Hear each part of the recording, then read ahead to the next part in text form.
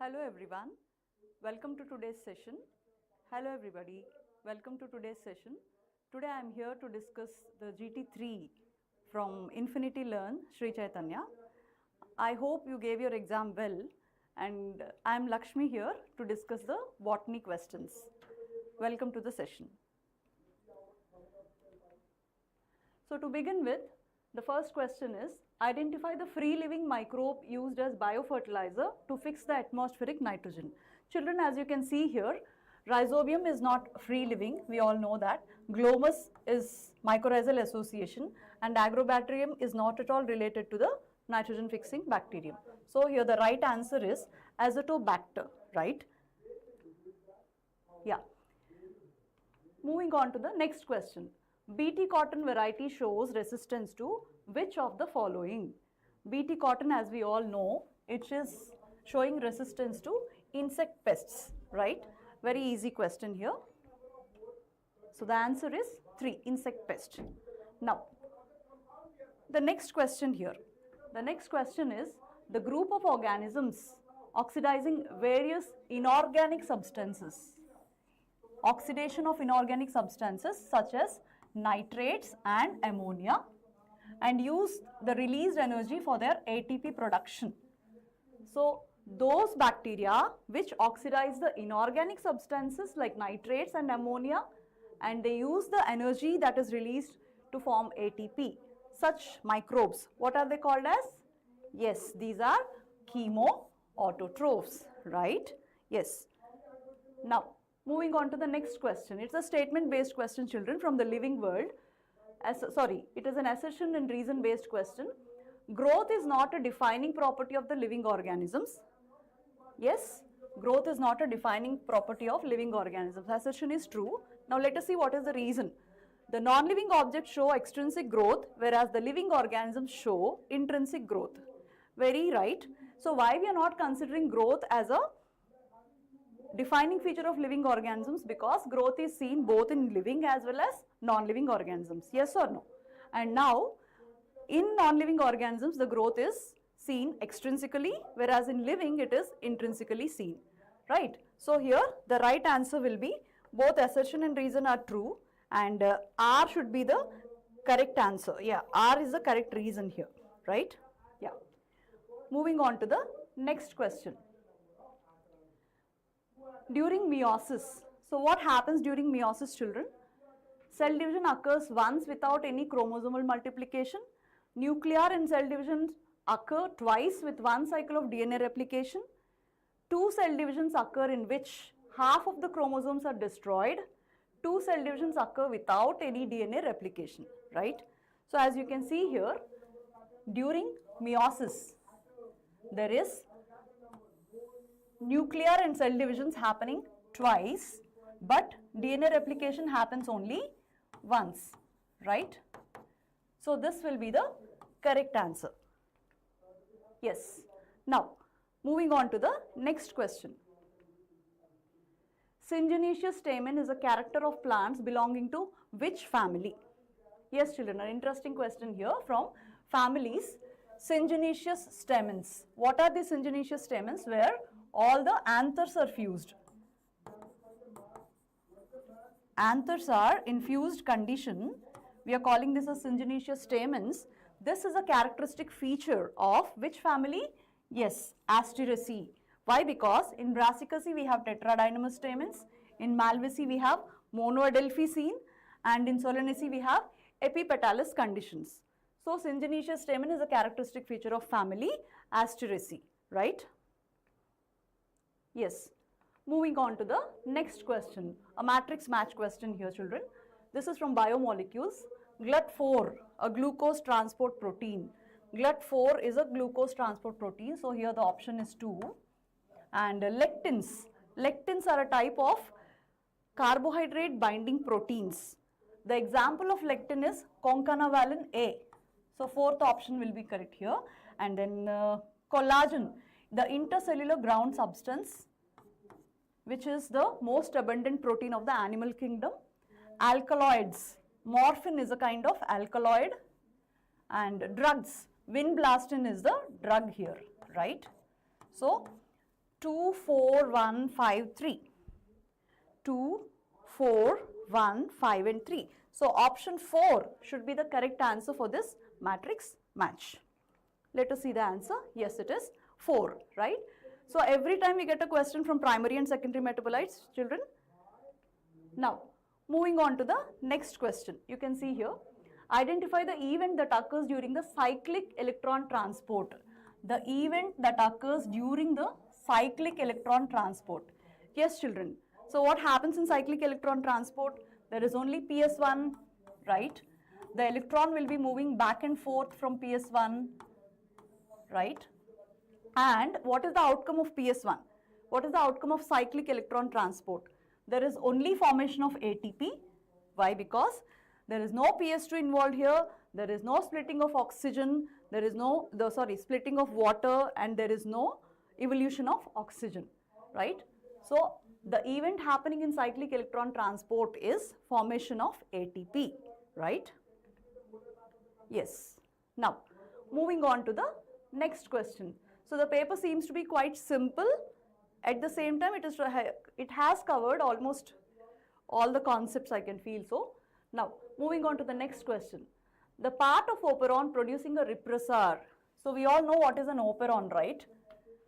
A group of genes under the control of one common promoter and terminator is called as an operon. So the part of the operon producing a repressor, if you take the example of the lac operon,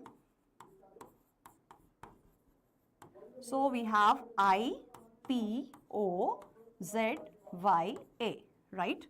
So I is the gene that codes for the repressor protein. We all know this. Now this repressor protein is produced by, what is the gene that we are calling it as? We are calling it as the regulator gene. It is neither the promoter nor the structural gene. It is the regulator gene. Yes? Yes, children. I hope you are able to follow. Yes or no? Yeah. Now, moving on to the next question. Yes, children, this is a diagram based question. You can see here, this is the embryo of a dicot. Yes. Now here A, B and C. Identify A, B and C respectively. Now what is this A? A is plumule.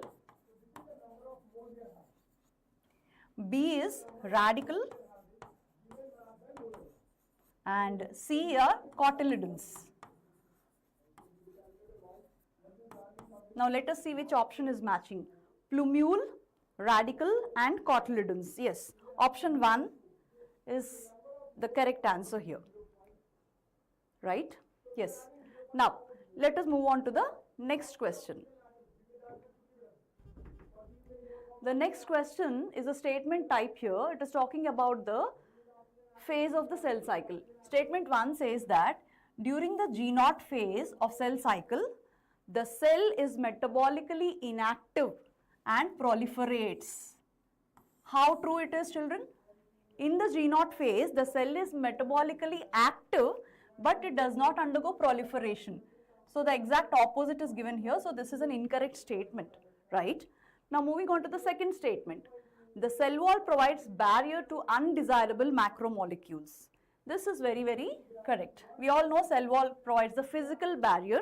Yes, it gives mechanical support and it does not allow any undesirable macromolecules to enter into the cell. So here statement 1 is incorrect and statement 2 should be correct. So the right answer should be option 3. Yes. Yes, children, are you able to follow? So I hope you have done your paper well. The paper seems to be quite simple, right? Now, let us see this question regarding the Mendelian inheritance.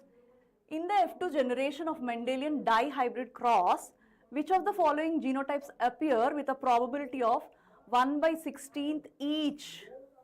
Yes, this is the key term you have to identify here. So, if you have to put a checkerboard and find it out, it is going to take a lot of time. Yes? So, what is the trick that we have to apply? So, how many genotypes are coming by 1/16 means? We all know the dihybrid cross, right? We have a Punnett square here with all 16. All the 4 that come straight here are double homozygous. All the 4 are of different varieties. And here all the 4 coming like this, in this direction, are heterozygous. You need to keep this in mind. So when such question comes up, you don't need to draw the whole Punnett square. Just you should know the trick here.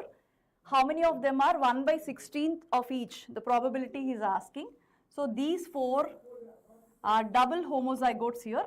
Now all the 4 straight away, they appear in 1/16th each. Okay? Yes, children, are you able to follow? Yeah. Now, let us see the next question. The cellular structures that disappear during the late prophase and reappear during the telophase of animal cell are. So, he is talking about the animal cell division, where those structures that disappear in the late prophase and reappear in the telophase. Very simple, very easy. You all know that. It is the nuclear membrane and the nucleolus, right? That is why we say telophase is exact opposite of the prophase to an extent. Yeah. Now, let's move on to the next question. I hope you all are able to follow well, children. Now, look at this matrix match. One more question from, molecular basis of inheritance. It is asking the promoter site. What is a promoter site here? The site to which RNA polymerase will bind, right? Operator site. O is the site to which the repressor protein is going to bind, right? Splicing. Removal of introns is otherwise called as splicing. Removal of introns and joining the exons as per the sequence is called as splicing. Okazaki fragments. The bits and pieces of the DNA that are being replicated, that are being synthesized during the DNA replication in a discontinuous manner are Okazaki fragments. The lagging strand we are calling it as 2413. So where is this 2413? Yeah. Option 2 will be the correct answer. Yes, very good. You all are able to answer it well. Now, let us look into the next question. DNA of a bacterium is not cleaved by its own restriction enzyme. Why? Because the recognition sites of the DNA sequences are a very important concept here, children. So you all knew that bacterium is having so many restriction enzymes within it. Now always we have a doubt why its own DNA is not being cleaved. Why? Because suppose this is the restriction site, this is the restriction site. Its own restriction sites are being capped by a methyl group. They are being capped by a methyl group. So this is the reason why the bacterial DNA is not cleaved by its own restriction enzymes. Option 3 is the correct answer. Yes or no? Yes. A very important enzyme that was discovered. Now, moving on to the next question. This is something interesting here from plant kingdom. How many plants in the list given below are the members of non-vascular embryophytes?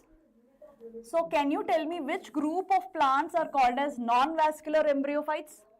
Put it in the chat box. Which group of plants are called as non-vascular embryophytes? Yes. Which group of plants? Is it algae or bryophyta or pteridophyta? Which group? It is bryophyta. Yes, very good. Bryophytes. So what are we supposed to do here? Identify all the bryophytes. How many are there? Sphagnum, Mercantia, Funaria and Polytrichum. These 4 are the bryophytes, the non-vascular embryophytes. A very important concept here. So option 1 will be the correct answer, right? Now, chaliye. The next question. Monothecous anthers and monoadelphous stamens are found in the members of which family? Right? Monothecous anther, monoadelphi. What is monoadelphi? All the filaments of the anthers are fused into one bundle. That is monoadelphi. Monoadelphi and monothecous. Anther with only one single. Yes, that is seen in which family? It is seen in Malvaceae family. Malvaceae family characteristic feature is monoadelphi and monothecous anthers, right? Yes, children, I hope you are able to follow. Now, moving on to the next question. Again, one more statement type question here. Statement 1. The tumor-inducing plasmid, the TI plasmid, acts as a cloning vector in recombinant DNA technology. Yes or no? The TI plasmid from the agrobacterium is being used as a vector in the recombinant DNA technology, right? Now, statement 2.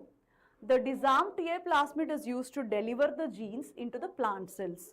So, TI plasmid that is derived from the agrobacterium, it has one portion called as the tDNA, right?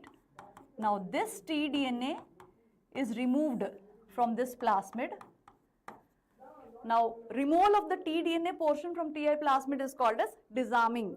So, after you have disarmed this TI plasmid from tDNA, you are adding the desired portion into that place, and then that is being used as vectors for plant cells. So, both statements are correct here. Yes?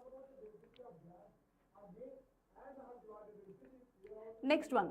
Read the following and identify the correct statements. This is a multi-statement question from anatomy. Read the question carefully. Read each and every statement carefully, children. You can see that the phloem parenchyma is absent in most of the monocots. Yes or no? True. This is true. Both sieve tube elements and companion cells are enucleated. That means there is no nucleus in the sieve tube element, but companion cells are having the sieve tube elements. Yes or no? For this reason, this statement is incorrect. Now, third statement says phloem fibers are generally absent in the primary phloem. Obviously, phloem fibers are sclerenchymatous. They are seen in the secondary phloem, but not in the primary phloem. So, this is correct. First formed primary xylem is called as metaxylem, which is completely incorrect. So, what do you call the first formed xylem as? The protoxylem, right? Protoxylem. So, this is also incorrect. Now, the fifth statement says xylem parenchyma stores starch, fats and tannins. Of course, it is meant for storage. So, how many statements are correct here? 1, 3 and 5. So, let us see which is the correct answer here. 1, 3 and 5. Option 3 is the correct answer here. Yes, children, how are you able to follow? Yes, yes, good. Somebody told that algae is the non-vascular embryophyte. Algae is not embryophyte at all. We don't find any embryo in algae. Yes or no? In algae, zygote directly divides by meiosis, right? I'm talking about the previous question. Now, look at this matrix match here. Taq polymerase.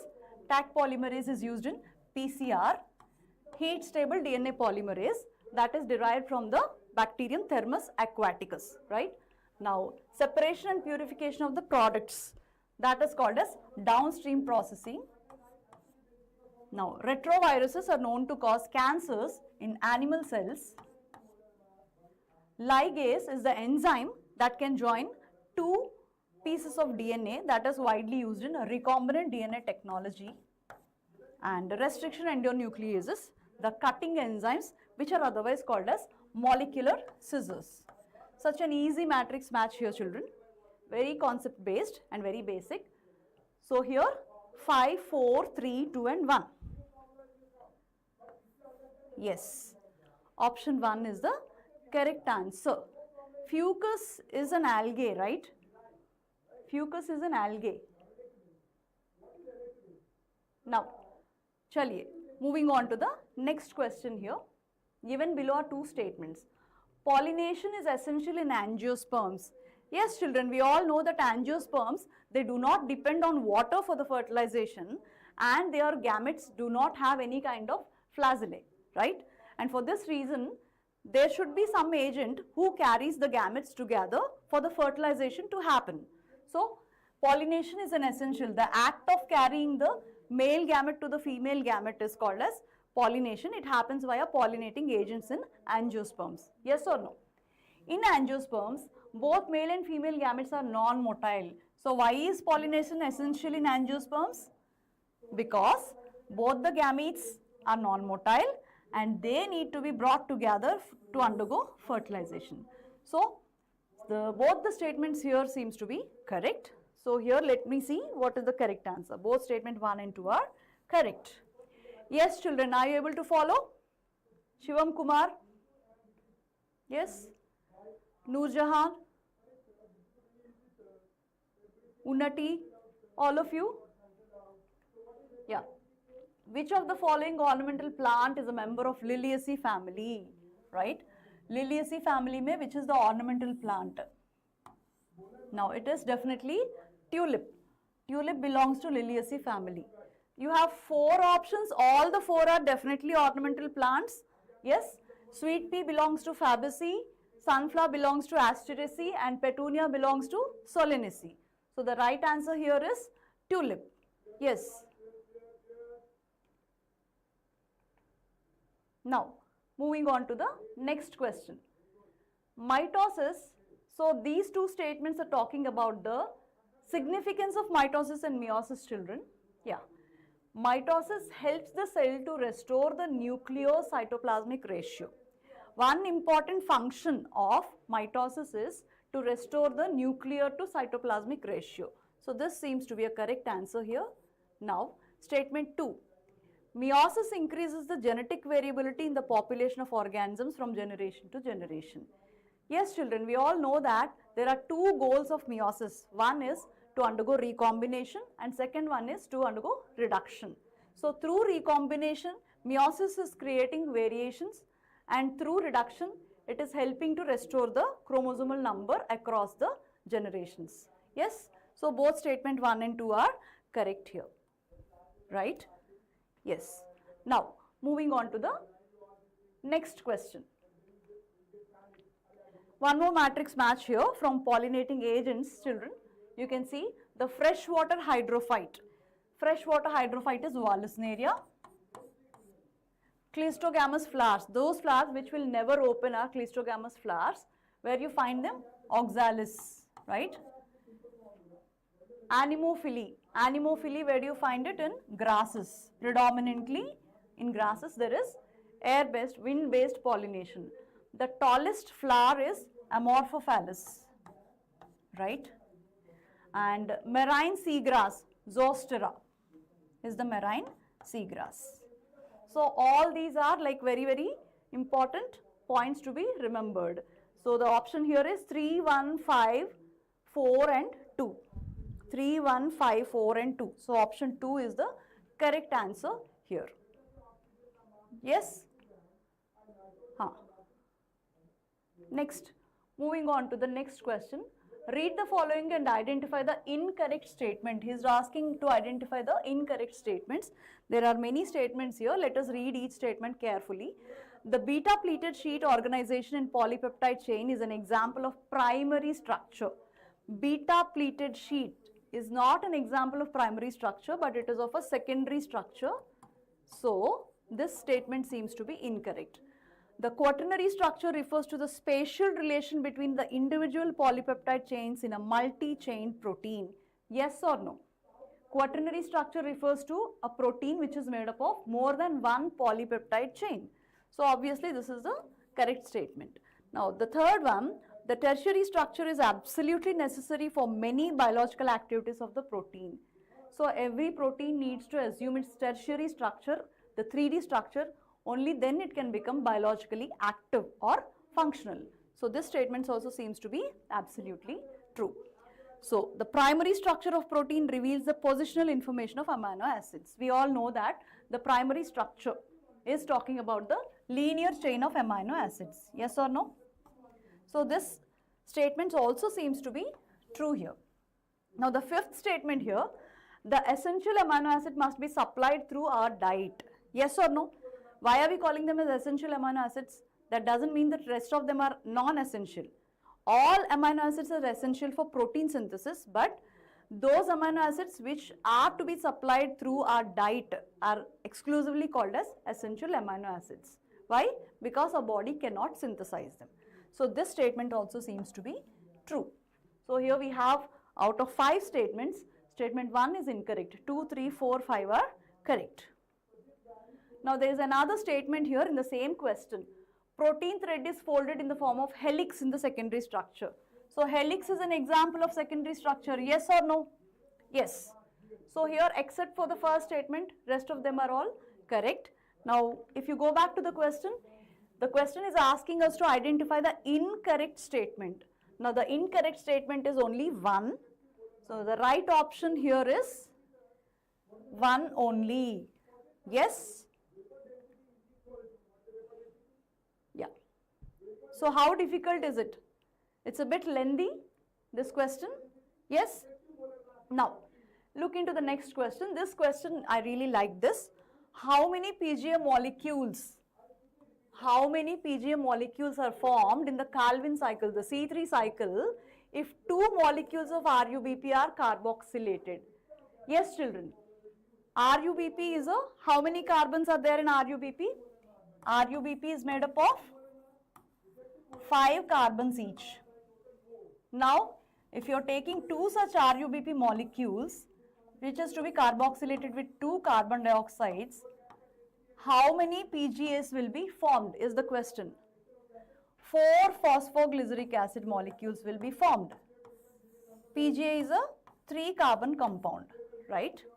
Tally the number of carbons here. The answer will be 4, right? Yes, children, I hope you all are following. Yeah. The next question. During transcription of eukaryotes, the heterogeneous nuclear RNA is transcribed by which polymerase? Which RNA polymerase, right? During transcription, heterogeneous nuclear RNA. What do you mean by heterogeneous nuclear RNA? The hnRNA is your mRNA, the precursor of the mRNA. It is polymerized by RNA polymerase 2, right? Yes. Option 2 is the correct answer. One question is for sure shot from the types of RNA polymerases. So we should always be revising this basic thing. Now, the next question here, it's a statement type. And again, this is one lovely question here based on inflorescence. Sorry, it is not statement based, it is assertion reason based. The cymose type of inflorescence has limited growth of the peduncle. Yes, we all know that in cymose inflorescence, the growth is limited. It is not unlimited. Why? Because the peduncle is terminating into a flower. It cannot grow any further. Yes? So assertion, the reason is the correct one for assertion. So both A and R are true and R is the correct explanation of A. Yes or no? Now, moving on to the next question. Identify the correct statements. RNA being unstable mutates at a slower rate, which is completely incorrect. Here the question, look at the question, children. Correct statements we are supposed to identify. RNA being unstable and mutates at a faster rate, not slower. Presence of thymine at the place of uracil confers additional stability to DNA. Yes or no? Yes. DNA acts as genetic material in all cellular organisms and also some acellular entities. What do you mean by acellular entity? Viruses. So we know that in certain viruses, DNA will be the genetic material, right? So DNA is genetic material not only in the cellular organisms but also in certain viruses. So this statement also seems to be correct. Next one. DNA can be digested by ligases, which is completely incorrect. DNA is digested by which enzyme? DNase, right? Yeah. DNA is acidic in nature. Obviously, DNA, because of the presence of phosphoric acid, the overall charge of the DNA is negative, right? So this statement is true. Now he is asking to identify the correct statements. First one is incorrect. 2, 3, and the fifth one, 2, 3 and 5. Option 1 is the correct answer here. Yes, children, are you able to follow? Any difficulty? Yes? Huh. Now, let's move on to the next question quickly. Identify the incorrect statement. Always highlight the key word in your question. That is very, very important when you read the question, right? Incorrect statement. Citric acid cycle starts with the condensation of acetyl-CoA and the oxaloacetic acid, which is very, very true. Cytochrome C is a small protein attached to the outer surface of outer membrane of the mitochondria. Gone. Yes, cytochrome C is located in the inner membrane, right? It is not on the outer membrane, so this is completely incorrect. FMN and iron sulfur and copper are the components of the enzyme complexes that participate in the electron transfer operating on cristae. So electron transport chain is located, all the proteins involved in electron transport chain are located in the inner membrane. Yes, that is the cristae, and within these complexes you have FAD, FMN, iron sulfur, copper centers, right? So this is also a correct statement. Now the inner mitochondrial membrane has respiratory enzyme complexes involved in electron transport. Again he is talking about cristae. The inner mitochondrial membrane has respiratory enzyme complexes involved in the electron transport, which is very, very true. Now let us see which is the incorrect statement. Option 2 is incorrect. Yes or no? Electron transport chain are very important, a little difficult for you people, but still if you learn it, it becomes quite easier if you try to learn it by understanding, not by memorizing it, electron transport chain concepts. So the option is 2 here. Now, let's move on to the next question quickly, a very simple question. DNA replication requires the activity of all enzymes except. Replication requires DNA polymerases, yes. Helicases, yes. Ligases, yes. And but not DNAs. What is DNAs, children? It is DNA degrading enzyme. It is not required. Yes? So this is not required. Option 4. Now, the next question. In pteridophytes, the green thalloid gametophyte, namely prothallus, will bear. Pteridophytes mein, what is the specialty of pteridophytes? Both sporophytic generation and gametophytic generation. Both are free living. And the free living gametophyte is otherwise called as prothallus. And what does it bear? It bears the sex organs, antheridium and the archegonium, right? Yes. Now, let's move on to the next question quickly, since it is a very quick short revision. Yeah, the next question. Polysaccharides made up of glucose monomers are? Very simple question. Cellulose, starch and glycogen are made up of glucose monomers. Cellulose is a structural polysaccharide made up of beta glucose subunits. Starch and glycogen are made up of alpha glucose subunits. Starch is the storage sugar of plants, whereas glycogen is the storage sugar of animals. Simple, right? Chaliye, let's move on to the next question. Look at this assertion and reason type question here. Decapitation, removal of the shoot tips, is widely applied in tea plantation and hedge making, right? Yes.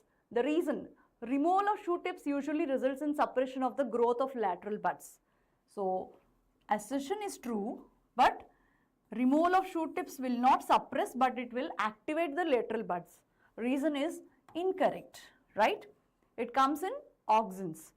So, the correct answer is A is true, but R is false. Yes, children. Yes or no? Try to recollect the concepts. Now, look at this interesting question. Simple but very conceptual. The electron flow from PS2 to NADP plus via the electron transport chain and PS1 is as follows.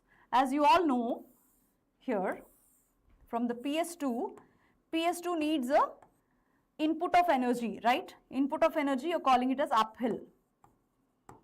Now again from there, it moves through various carriers and again it reaches to PS1.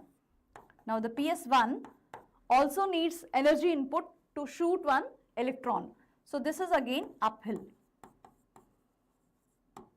Now there are two uphill reactions and from here again it is downhill. This is downhill and this is downhill. Yes, children, a very important concept here. So there is one uphill, one downhill, one uphill and one downhill. Yes? So the electron flow from PS2 to NADP via electron transport chain is uphill and downhill, right? Chaliye, let's check the answer. It is answer 2. Now, the next question is, read the following and identify the incorrect statement. There are so many correct and incorrect statements, children. The ligation of alien DNA is carried out at a restriction site present in one of the two antibiotic resistant genes. Ligation of alien DNA is carried out at a restriction site present in one of the two antibiotic resistant genes. Yes, true. Ori sequence is responsible for controlling the copy number of linked DNA. See, origin site of a vector molecule is meant for two reasons, is required for two reasons. One is to initiate the replication. Second one is it controls the copy number. So both statement, so this statement 2 is also correct here. Plasmids are used as vectors to deliver an alien piece of DNA into host organism. This is also very true. PBr322 is a natural plasmid, which is completely incorrect. PBr322 is an artificial plasmid that is designed by Bolivar and Rodriguez in a laboratory. That is how it got the name B and R, right? So option 4 is the correct answer in this. Now, moving on to the next question. The production of recombinant DNA requires the following enzymes. Recombinant DNA production, the cut and paste enzymes, the very basic thing, that is endonuclease and the ligase. These are the two enzymes required in any recombinant DNA technology to begin with. In fact, the whole story of biotechnology began with these two enzymes, right? Yeah. Now, let's move on to the next question. Yeah, again one more assertion and reason based question. The law of independent assortment can be explained by monohybrid cross. How untrue it is. Monohybrid cross say what are the two laws that have been deduced? Law of dominance and law of segregation, right? Law of independent assortment is explained by the dihybrid cross. So assertion itself is incorrect. Now the law of independent assortment is applicable only to the linked genes. How untrue it is. Independent assortment, movement of the genes, okay, unlinked genes. So this is also incorrect. So here the option both A and R are false. Yes? Yeah. Now let's move on to the next question. Read the following and identify the incorrect statement. Generally, DNA acts as a template for the synthesis of DNA and RNA. Definitely, DNA is a template for in both replication and transcription. This is the correct answer. In eukaryote, RNA polymerase III catalyzes the synthesis of tRNA. Yes. The presence of introns in split gene is a reminiscent of antiquity, and the process of splicing represents the dominance of RNA world. All the three statements are solid, taken as it is from the NCERT. All these three are true. The biochemical nature of transforming principle was defined from the experiments conducted by, is it Griffith? No, it is Avery, MacLeod and McCarty.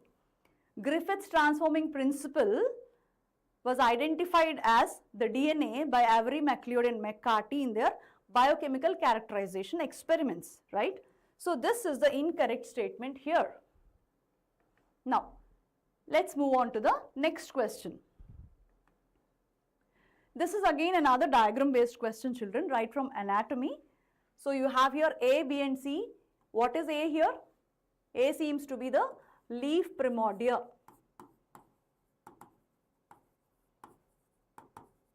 And B is the shoot apical meristem, SAM for short. And C is the axillary bud, right? Let us see A, B, C, leaf primordia, shoot apical meristem and the axillary bud. Option 2. So you should be always going through the diagrams every now and then so that you will identify the labeling related questions correctly. Yes, very good. Excuse me. Now, let's move on to the next question, children. Read the following and identify the incorrect statement. Again, one more time, incorrect statement. Both the chloroplast and mitochondria are energy transducers. Energy transduction means conversion of one form of energy into another form. Wonderful. 70th type of ribosomes are observed in the eukaryotic cells as well as prokaryotic cells. Yes, this is also true. Eukaryotic cells do not have the membrane-bound cell organelle. Very conceptually incorrect, right? Every eukaryotic cell has membrane-bound structures, so this is incorrect. Leucoplast or food material. Very simple question here, children. Yes. Now, let's move on to the next question. Yes, this is again a favorite question. PBR, the map of the PBR 322 is given here. Observe the diagram and identify A, B, C and D respectively. So as you can see, the tetracycline resistant gene and ampicillin resistant gene, what are the restriction enzymes present here or restriction sites present here? That is the question. In TET, within the TET sequence, we have BAM and SAL. BAM H1 and SAL1, right? And within the ampicillin resistant gene, we have PST1 and PVU1. PVU1, right? So let us see what is the correct answer. It is option 1, right? So you have to practice once or twice with your hand. You have to draw the map so that it becomes very, very easy for you to recollect, okay? So we have 4 restriction sites within the 2 resistant genes of PBR 322. Yes. Now, the next question is from enzymes. Inhibition of succinate dehydrogenase. Inhibition of succinate dehydrogenase by malonate is an example of which type of inhibition? Very simple. It is an example of competitive inhibition because succinate dehydrogenase, the original substrate is succinate, right? Now this malonate is someone who structurally resembles the succinate, and as a result, succinate, the malonate will compete with succinate in binding to the enzyme, and that is how, because they are resembling each other structurally, they are able to compete with each other for the binding sites of the enzyme. This is coming under competitive inhibition. Directly you have the answer here, the very first statement, right? Chaliye. Now what is bolting? Bolting, where you come across? Yes, gibberellins. Gibberellins are helping in elongation of the stems in rosette plant. Elongation of the stem in rosette plants is called as bolting. That is promoted by gibberellic acid, right? What do you mean by a rosette plant? Example is cabbage. Those plants which have leaves arranged like the petals of a rose. Such plants are called as rosette plants, right? Yes. Answer is 3. Now, chaliye. Moving on to the next question. Read the following and identify the incorrect statements. Incorrect statements here, children. Neutral solutes may move across the membrane along the concentration gradient without the help of any carrier protein. That is true. Neutral solutes can pass through the plasma membrane without the help of any carrier protein. Sodium pump and potassium pumps are involved in passive transport, which is very, very incorrect. It is a kind of active transport, we all know very well. Movement of water by diffusion is called osmosis and represents the passive transport across the membrane. Osmosis is movement of water from higher concentration to lower concentration, otherwise called as along the concentration gradient, which is a passive kind of transport. Now, the fourth statement, charged or polar molecules are transported through membrane proteins by facilitated diffusion. Yeah, what is done by facilitated diffusion? You have a carrier protein involved in carrying the charged species from one end to the other end of the membrane. So here, except for statement 2, all are correct. Identification of incorrect statement, option 2 is the correct answer. Yes, children? So that's all for now. I hope you all have given your exam. Thank you. See you in the next session. Bye-bye.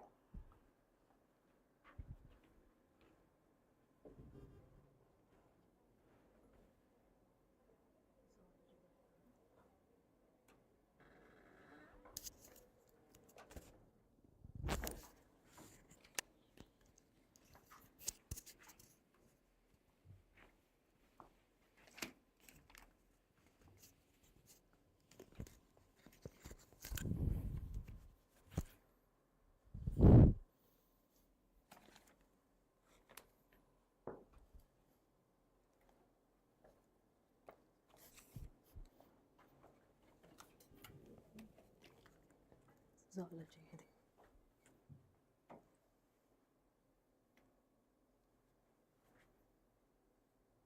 ఇది download చేశారు already, ఇందాకైనా చేశారు.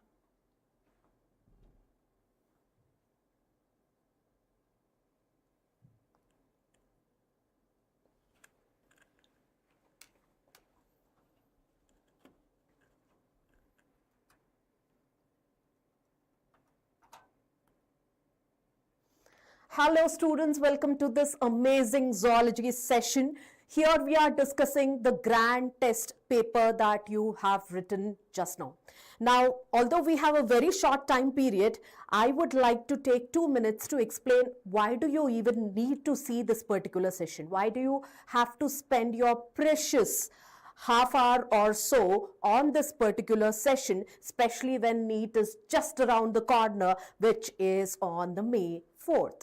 Now, that answer is what should motivate you to attend these sessions, these grand test paper discussions. It's basically because these papers are set by seasoned, experienced teachers who have been training, coaching thousands of students to crack the NEET examination and get into that elite medical colleges. And that's the precise reason why you should be watching these sessions. When the papers are coming from such elite group, definitely these are the type of questions, or these may be the exact same questions that will be asked in NEET 2025. That being said, this is Maithili Aburi, your zoology teacher for the next 40 minutes, who is about to discuss the GT paper, the grand test paper.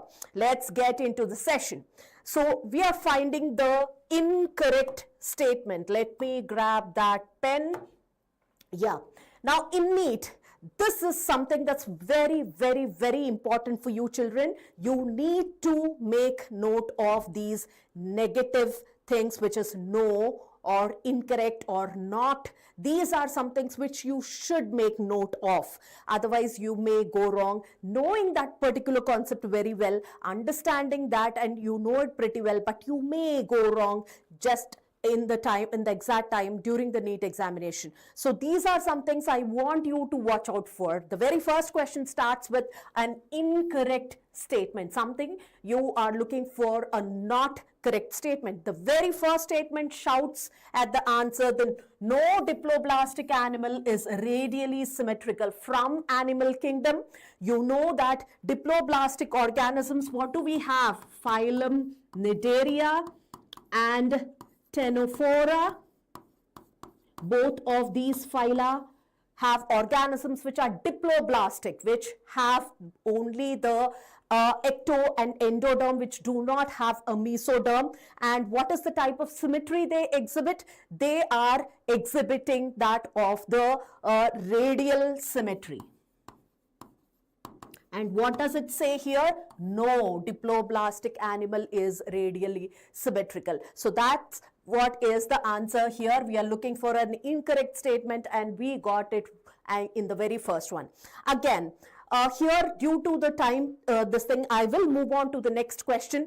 But in the NEET examination, I want you to still go about reading the other options as well. Please do read the other options as well, although you may have gotten the answer in the very first go, in the very first option, right? So there may be certain tricks sometimes in the other ones also. There may be multiple statement questions as well. So do go through all the options.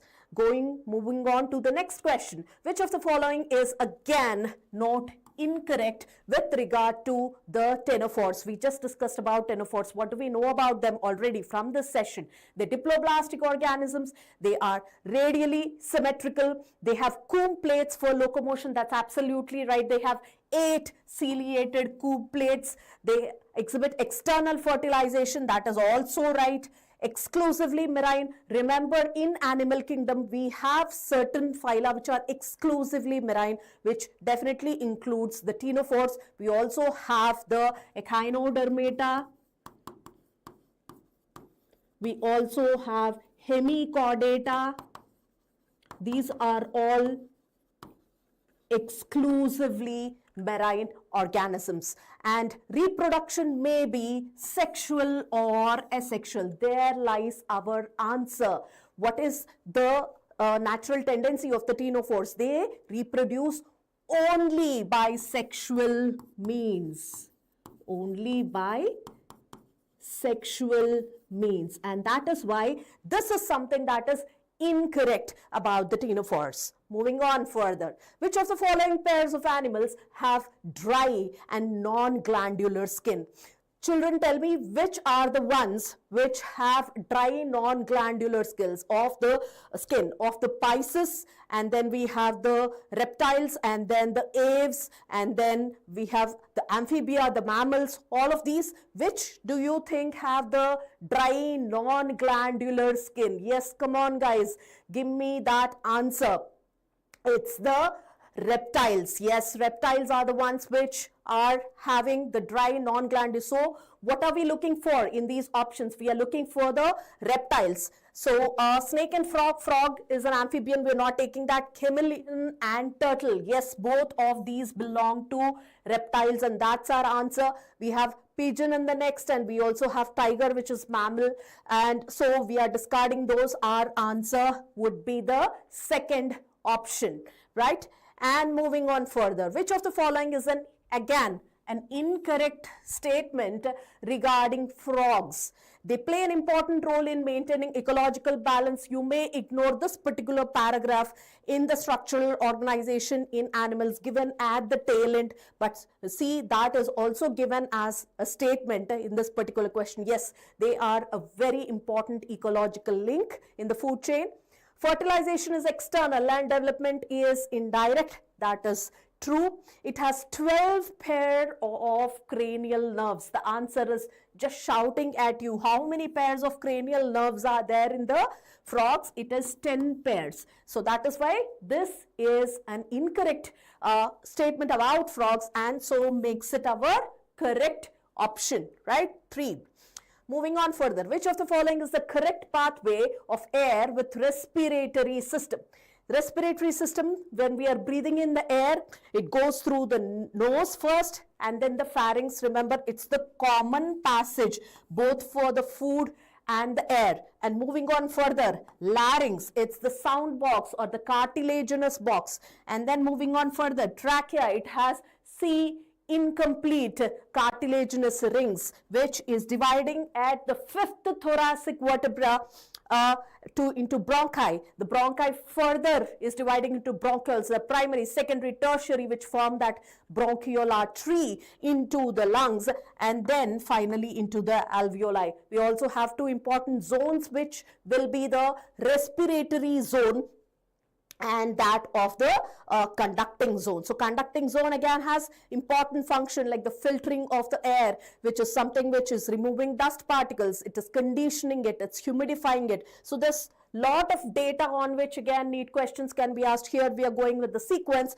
which is our 4th option, right? And then moving on further, the partial pressure of oxygen in deoxygenated blood is, okay, for this you need to understand the whole box that's given in the breathing and exchange of gases, which is the partial pressures. That is something that you need to learn in order to be able to answer this. So that would be about 40 mmHg.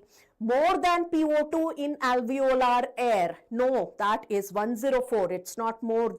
Equal to PCO2 in alveolar air. Yes, that's right. Less than PCO2 in atmospheric air. That's 0.3. So that cannot be. More than PCO2 in the deoxygenated blood. So that is again 45. It's not. So we are going with equal to PCO2 in the alveolar air. So moving on further, identify the incorrect statement with regard to the regulation of respiration.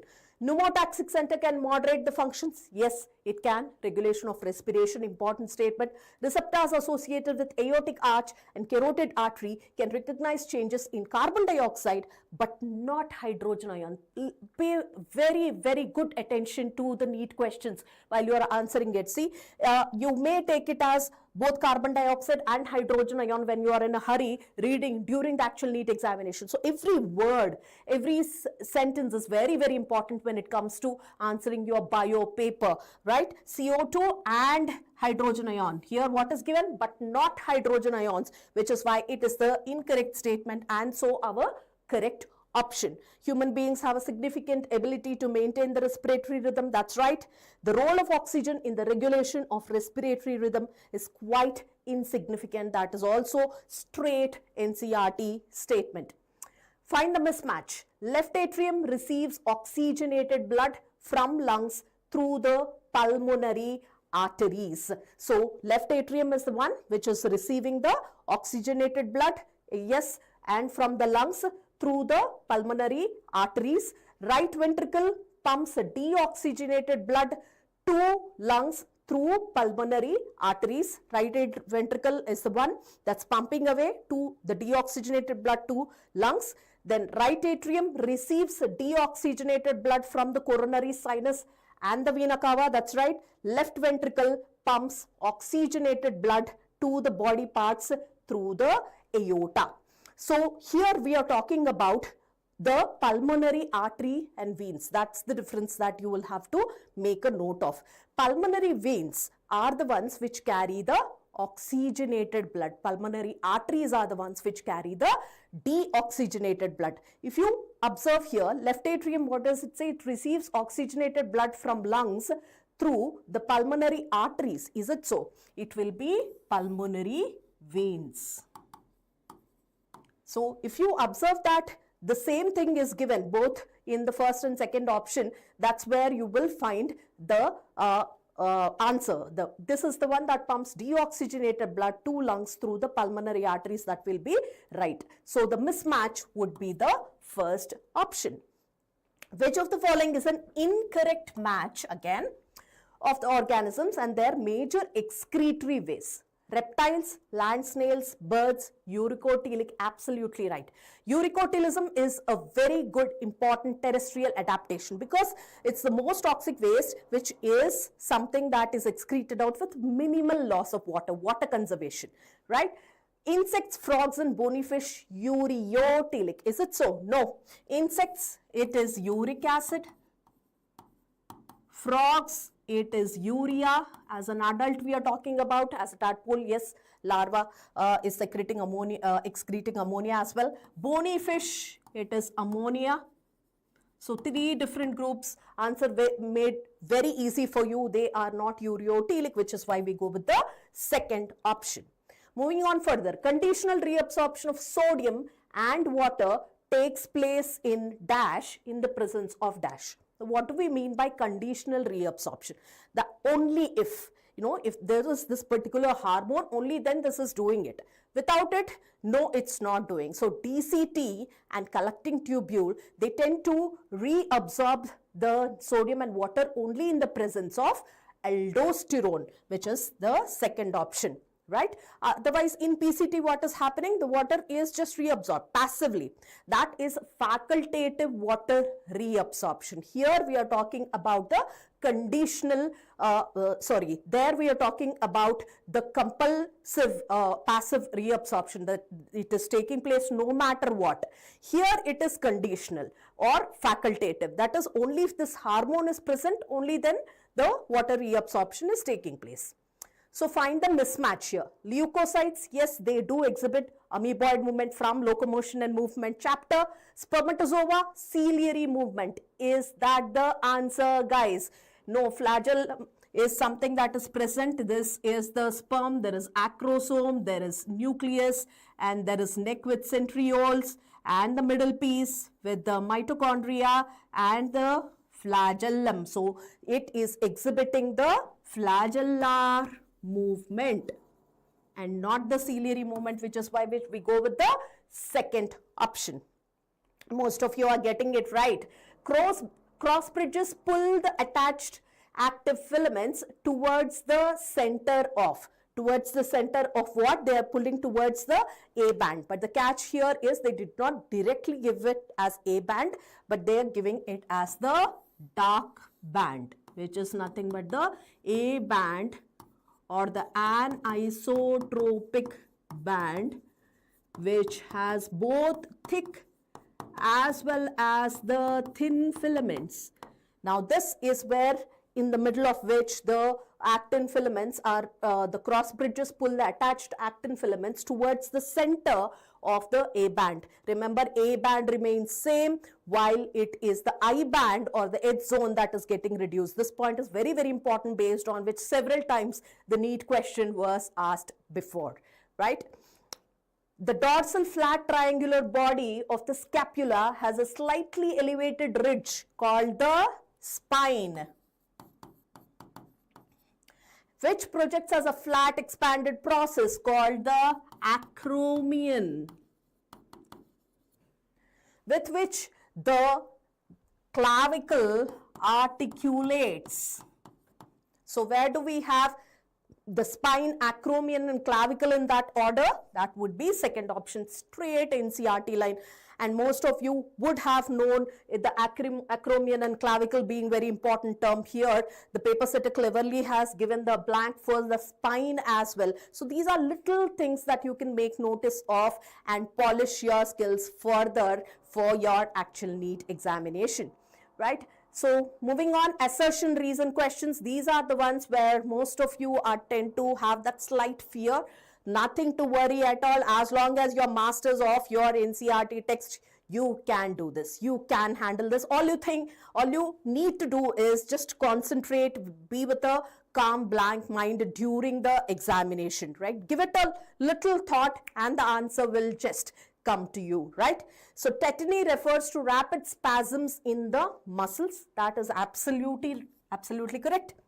Tetany is usually caused by increased blood calcium. There lies the catch. That is because of decreased blood calcium levels. It's not due to increase. So quite an easy assertion reason question. You need not worry about. Here we are talking about assertion being right and the reason being wrong. Moving on further. Which of the following are the parts of the forebrain?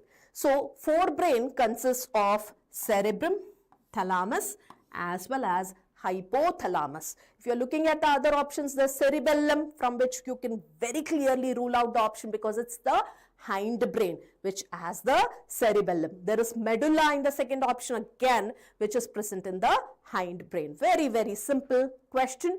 Which of the following is not? Lot of negative connotations in this particular paper.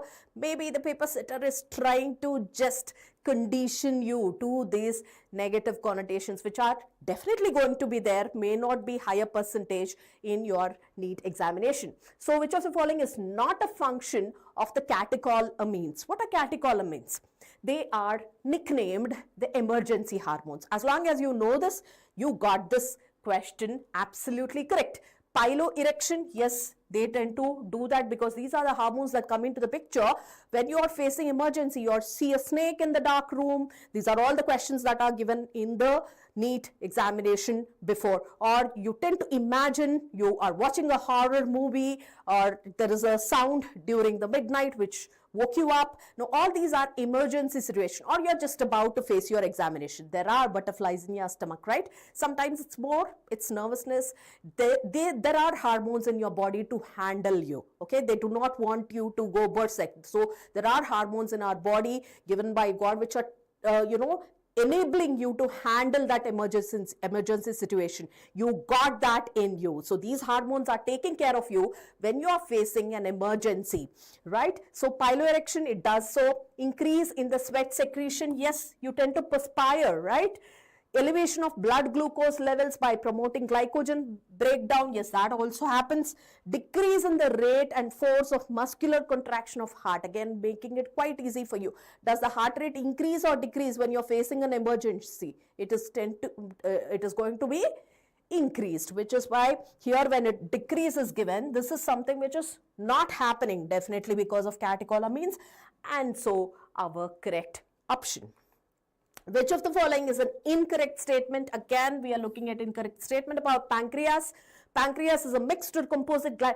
Exactly, it has both exocrine portion as well as the endocrine portion. Islets of Langerhans, which has the alpha cells, beta cells, which are giving you those important insulin, glucagon, and they also secrete pancreatic enzymes. Digestion was an important chapter once upon a time. Now you don't have it in the syllabus. Yes, they do secrete the exocrine enzymes. Islets of Langerhans constitute 99% of the pancreas. Pay attention to these numbers as well. It's about 1 to 2%. Large difference given by the paper setter just so that you find out quickly. It's just 1 to 2%, which is why this is our incorrect statement and correct option. Insulin is secreted by beta cells of pancreas. Definitely yes. Insulin, glucagon are peptide hormones which tend to be antagonistic. That is also an important NEET question. Insulin is something that tends to decrease glucose levels. Glucagon is increasing it. They're antagonistic. Together, they are playing a very good homeostasis in our body, just like PTH and TCT. Again, a very important question. Which of the following is a hormone does not interact with intracellular receptors? So when it is interacting with intracellular receptors, what are those? Lipid soluble hormones, and those are usually the steroid hormones. Here again, we are talking about which is not interacting with them. Testosterone, yes, intracellular receptor. You have sterone in the very hormone itself to remember. Estradiol, yes, that's a steroid hormone. Progesterone, again a steroid hormone. So all these are going to interact with the intracellular receptor. They easily pass through the plasma membrane, because plasma membrane is made up of what? What is plasma membrane made up of? It is something which is made up of a bilipid layer. So these lipid soluble hormones easily get through. They bind to the intracellular receptors. Now somatostatin, this is a hypothalamic hormone. Again in NCERT itself, where the classes are given, it's written hypothalamic hormones under protein hormones. Pay attention to that. It's a peptide hormone basically. So what do these hormones interact with? Surface receptors. So this is our answer. How many of the following are paired structures in the human body? Quite a simple one. You just have to give it a minute. That is it. Spend some time with it. You'll get ovary. Yes, that is paired structure. Oviduct. Yes, we have two of those. Prostate gland. Important question again. This is unpaired. So we're not selecting that. Uterus. Yes, a singular structure. Womb. Then pear-shaped structure. Cervix, that is something which is a singular structure. Okay, I have ticked it. I'm sorry about that. I explained it right, but that's a singular structure. Cervix is also a singular structure. Then vagina, that is a singular structure. Hymen, external genitalia, we're talking about this partially covering the vaginal orifice. Bulbourethral glands, did I pick that pen? Yes. Bulbourethral glands, these are definitely paired. Seminal vesicles, again paired. Penis, unpaired. So how many did we count there? Ovary, oviducts, bulbourethral, seminal vesicles, which will be 4 in number. This is a very, very important diagram in your NCERT textbook, which is important for you to learn both for your boards as well as the NEET boards. You are done. Very good for you, and so you're preparing for your NEET. Still, this diagram is something that's of importance. Although the question may not be based on the diagram, still it's very important for you to know this particular diagram in order to answer many other questions. So what do we see here? Fimbriae, the finger-like structures. These are the ones which are taking that ovum, and then ampulla, the site where the fertilization, sperm and ovum are meeting. One is endometrium, very important glandular inner layer which is getting sloughed off during menstruation. The 2 is myometrium, again muscular layer which is undergoing contractions during the childbirth. 5 is the cervical canal, along with the vagina, it is forming the birth canal, and then 6 is vagina. So as long as you can label this, you got your answer there. During oogenesis, the first meiotic division begins. So you all know that oogenesis is something that's starting at the embryonic stage itself, unlike spermatogenesis, which starts only at the puberty. So at the embryonic stage, inside the mother's womb itself, there is oogenesis that's starting. Mitotic divisions are definitely happening. There is meiosis also that has just begun, but it is arrested at prophase 1. So by the time a female baby is born, she has her ovaries filled with many of these follicles which are arrested at prophase 1. So by that, what do we learn? It is something that is happening before birth. 3 is the option. Many of you are answering it right already.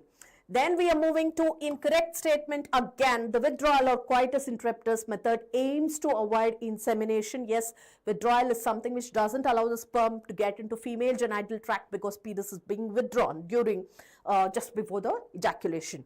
Following parturition, as long as the mother breastfeeds the child fully, menstrual cycle cease temporarily up to a maximum of 6 months. A straight NCRT statement we have in there. As long as mother is breastfeeding fully, there are prolactin hormones that are high, which doesn't allow the menstruation to be occurring. There is no ovulation without the gonadotropins, and so this acts as a natural contraceptive. The chances of fertilization are less during 10 to 17. There you got the catch. Very nicely said by the paper setter. Normally we are talking about not having coitus during or the intercourse during this time period because this is the fertility period. This is the time period where ovulation is expected. Now what is stated here? The chances of fertilization are less during 10-2. So this is the key word that we are looking for. It is very high during this time period. So when a couple have intercourse during this time period, the chances of having a baby is pretty high. So that's our incorrect statement, and so a correct answer. Use of condoms has increased in recent years because STIs can be prevented. That is also an important question asked in the NEET before in the past, right? The cytological observations made in a number of insects, very simple one that is given, introduce a hanking to you, the scientist who has observed this phenomenon, and that is how we are talking about sex determination today in your chapter Principles of Inheritance and Variation. So here is a pedigree chart. Whenever something like this is thrown at you, do not boggle at all. Look for those solid solid symbols, and there we have a male here affected, a female here who also is affected, and here is another male. Look at their parents. None of them are affected, so they may be heterozygous for it. So when parents are not affected but the children are, it's a recessive trait. And you look at both males and females being affected. So Aram say you have to go with the autosomal recessive trait. Moving on for the assertion reason, repetitive sequences are stretches of DNA that are repeated many a times, sometimes 100 to 1,000 times. Straight NCRT statement, absolutely correct statement. They are thought to have no direct coding functions, but they shed light on chromosome structure, dynamics, and evolution. Now, this is also absolutely correct statement. But is this explaining the other one? No. Here, when we talk about the repetition, if at all there is a statement given how it repeats certain nitrogen bases, they tend to repeat like a GC, GC, AT, AT, that those are the repetitive sequences. But why is not being explained here? It's only giving one other statement about it, which is they have no coding functions. That is absolutely right. And they tend to shed light on the chromosome structure. That is also absolutely right. But it doesn't explain. Now, these are things you need to pay attention to. Give it a little thought. You will have the answer. Two similar statements, whenever you see a related one, do not jump at that assumptions, you know, this is explaining that. Not necessarily. You just have to look for that perfect reason for the statement given in the assertion. Only that way you will be able to solve. So here it is both are true but doesn't explain. Which of the following is not related to Darwin's theory? Survival of the fittest, definitely that's Darwinism. Formation of new species due to large, that's the key word, discontinuous, directionless variations.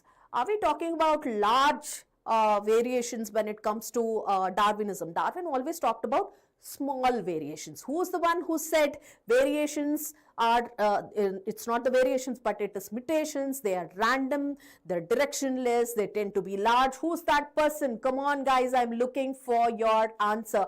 Who is that person who actually said that the mutations are large? A single step large mutation is what is referred to as the saltation. So that is Hugo D. Rice. It's not Darwin, which is why we go with second option. Natural selection, reproductive fitness, of course, it's the Darwin who stated those. Then moving on, identify the incorrect one. Homo habilis had a brain capacity of 650 to 800. There's no other go. You need to ratify those cranial capacities. There's no, you just need to mug them up. Dryopithecus and Ramapithecus existed 50 million years ago. But let me tell you, as long as you know the sequence, the cranial capacities ऐसे ही बैठ जाएंगे brain में, like you can do it. Dryopithecus, Ramapithecus existed 50 million years ago. Is that so? Again, it's the number 15 million years ago from your NCERT text. It's not 50. So that is our answer. Australopithecines probably lived in East African grasslands. That's right. They hunted with stone weapons. They essentially ate fruit. All these statements you need to be having on your fingertips. As long as you know your NCERT statements, you can crack that NEET. Then prehistoric cave art developed around 18,000 years ago. That's right. Consider the following statements and select the correct option. Tyrannosaurus was a dinosaur about 20 feet tall with huge, fearsome, dagger-like teeth. That's pretty interesting, talking about dinosaurs, right? So that's an important correct statement. I know all of you are going to get this particular statement right. Some land reptiles went back to water to evolve fish-like. What are we calling the ichthyosaurus 200 million years ago? That's right. According to the theory of spontaneous generation, spores were transferred. What are we talking about here? Spontaneous generation. What does that very mean? Spontaneous generation. Something that's appearing from inanimate matter just like that, suddenly. So this is not talking about spores that are coming from the other planets. Now that is a whole different theory where astronomers are falling into love with even today, which is the theory of panspermia. It's not the spontaneous generation theory. Here two theories are put together, which is why this is incorrect. According to Darwin, there has been a gradual evolution of life forms. Yes, he did say that. Homology is based on convergent. Is that so? Homology, we are talking about similar structures with different functions. So that would be supporting what? Divergent evolution. Homologous structures. Remember that cucurbita tendrils and the example of where we have the bougainvillea spines. Those are all homologous, or vertebrate brains, vertebrate hearts. These are all homologous structures. What do they support? Divergent evolution, meaning they share a common ancestry. There's a common ancestor. Now, so this will be making it a wrong statement. Haemophilus influenza, that is causing what? Pneumonia. Entamoeba histolytica will cause what? Mebiasis. Plasmodium falciparum, malignant malaria, very severe form of malaria. Wuchereria bancrofti is causing the elephantiasis or the filariasis. Then Salmonella typhi, which is the typhoid. You can't go wrong with that elephantiasis. You have that gross deformity diagram in your NCERT text with an enlarged limb and genitals, right? So here 3, 5, 1, 2, 4, no matter what, you need to, by now I'm pretty sure that all of you have learned these organisms and the causative agents for your boards. So that is definitely helping you with the NEET as well. So I'm sure all of you have learned your causative organisms of all these common diseases, right? Come on guys, how many common diseases are there, important ones mentioned in the NCERT, and how much time does it take you for you to understand and remember the causative agents, right? You have got this. So ringworm is characterized by dry scaly lesions on various parts of the body. That's right. Plasmodium initially infects the RBCs and then infects the liver cells. No, it's the other way around. First, it's going to liver cells. As soon as the mosquito is biting you, it goes through the bloodstream into the liver. It affects the hepatocytes first and then the RBCs. So, which is why it's wrong. Amoebiasis is caused by protozoan amoeba proteus. Just now we learnt it's Entamoeba histolytica. So, yeah, this is also incorrect. Wuchereria is an intestinal parasite causing internal bleeding, muscular pain, fever, anemia. From the symptoms, you should understand it is talking about Ascaris and not the Wuchereria, which is why it's wrong. Ringworms are generally acquired from soil using towels, clothes, even the combs of the affected individuals. What do we call this kind of transmission, guys? It's called the fomite method, right? Although not mentioned. So this is also correct statement. All the following are physiological barriers to prevent the microbial growth. So here we are talking about the barriers of innate immunity. You should all recall by now: physical, physiological, cytokine, cellular barriers. I know all of these are ringing in your brain right now. Saliva in mouth, tears, acid in stomach, all of these are the physiological barriers. Clear NCERT statement example that is given: mucus coating. This will be our answer. This is a physical barrier. It's physically like the stratum corneum of skin, the mucus coating. It is only trapping the microbe. It's not doing anything to it. On the other hand, physiological, it tends to damage the microbe. It tends to kill it. Which of the following is not an example of artificially acquired passive immunity? Antivenom given to a person who had a snake bite, that is definitely a passive immunity. Antigens given to a child in the form of polio vaccine, that will, here very word vaccine should remind you that it is active immunity. It's not passive immunity, right? Anti-tetanus serum, again passive. Anti-rabies serum, that is also passive. We are going with the second option. Which of the following statements are correct? Most cancers are treated by combination of surgery, radiotherapy, chemotherapy. This is something you can understand now with the growing people affected by cancer, whether or not you study from NCERT. Correct. Cancer cells show the property of contact inhibition. Incorrect. The very reason why there are tumors, masses of cells that are formed, because they lack contact inhibition. Radiotherapy involves irradiation of cancer cells lethally by taking proper care of normal tissues. Alpha interferons are used. They are biological response modifiers, non-ionizing radiations like X-rays. Now that is the key word. They are ionizing radiations, right? So this is incorrect.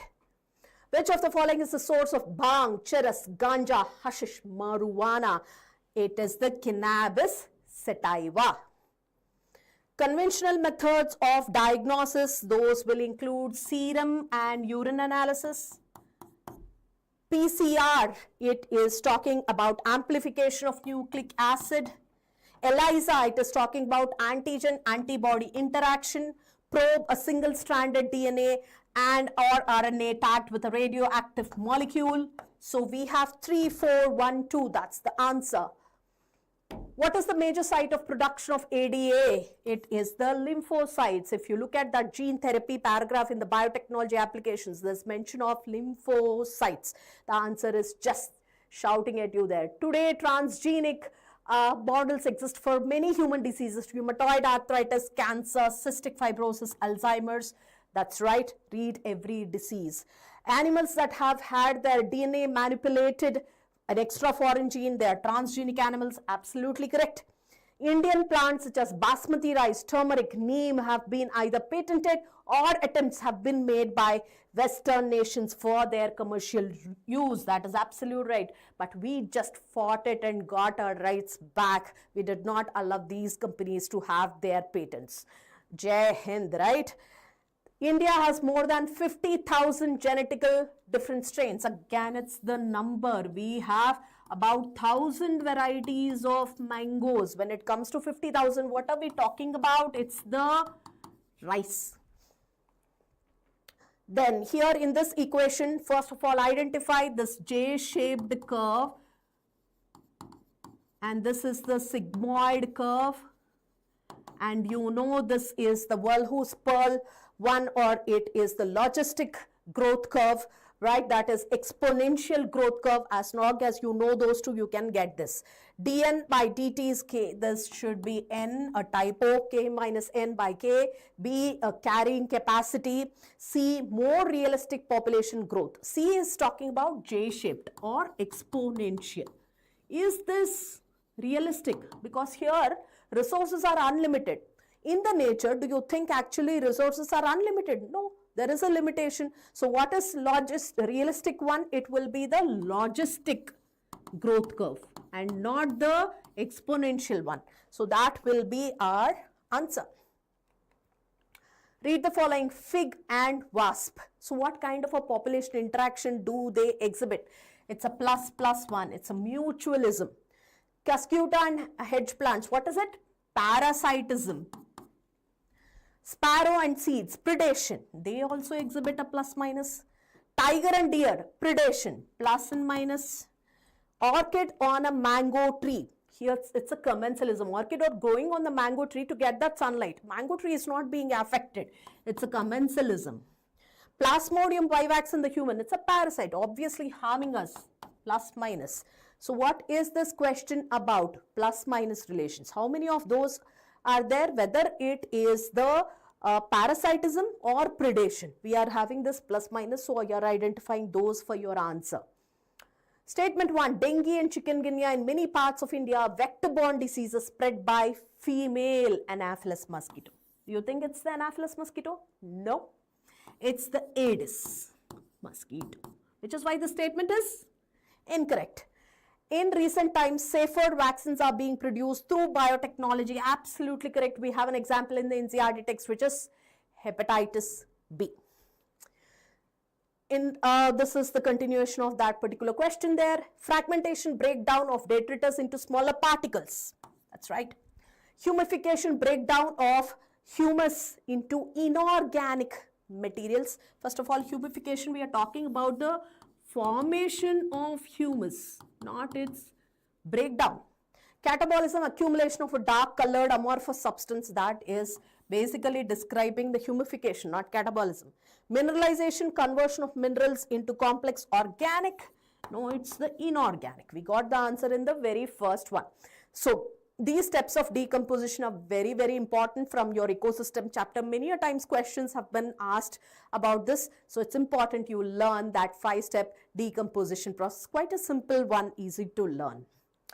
Reserpine is an active chemical drug that is obtained from Rauwolfia vomitaria. We are talking about genetic diversity there. If you open your biodiversity chapter, first thing you learn will be types of biodiversity. Genetic diversity is something that we are talking about, where we provide the example of Rauwolfia with various potency. It is given this active chemical called the reserpine from the Himalayan regions.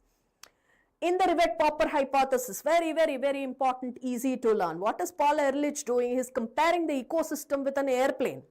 And all those screws that are putting it together, which are basically referred to as rivets here, he is comparing it to the species. What happens if you pull one of these rivet screws and go home? You are talking about extinction. Now, as long as that is happening in your seeds, not much of a damage to the plane. When it happens in the wings, the plane goes crashing. So those are the key species that we are talking about.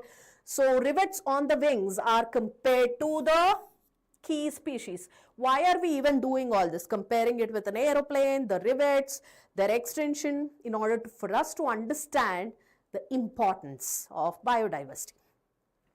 All the biodiversity hotspots put together cover less than 2% of the Earth's land area. The cerebral aqueduct passes through the midbrain. Very, very important. Now, after the deletion of most of the syllabus, neural, you have very, very little. All you have to learn about is the depolarization, the generation of the action potential and the brain. Very two simple things from which questions will be asked. Cerebral aqueduct, yes, passes through midbrain. Thyrocalcitonin is an iodine-rich hormone produced by the thyroid gland. TCT, yes, definitely is produced by the thyroid gland, but is it iodine-rich? No, it's the T3 and T4 hormones, which is why it's incorrect. Again, you should be able to switch between chapters. As long as you are writing chapter tests, you may be very good at it because the questions all seem to be related. You tend to recall very fast also. Now is the time for you to answer those interrelated ones. Here, neural and chemical are put together. Try and answer more of these questions, and that will definitely help you score well in NEET, right? And that's it. We have come to the end of our marathon GT discussion. I'll be back with another GT discussion tomorrow. Hope you had that roller coaster ride. I had fun too explaining all these questions to you. Let's go for it. You can crack that NEET. And I am signing off, Maithili Aburi from Infinity Learn after this amazing GT discussion. Right? So be geared up, write your test well. Good luck with your test tomorrow. See you all guys tomorrow, right?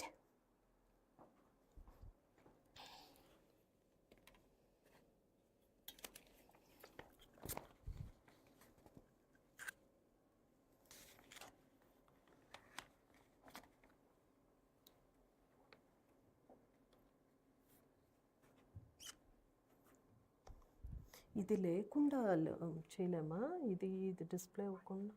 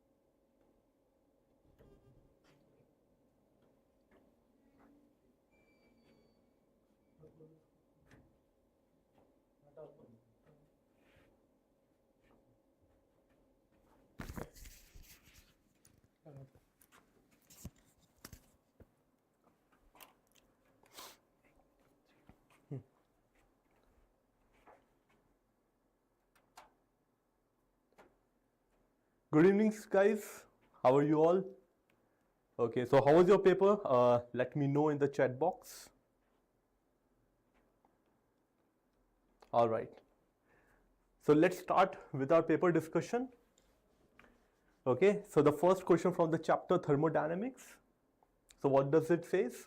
The assertion says that if positive work is to be done, okay, if positive work is done by a system in a thermodynamic process, its volume must increase, right?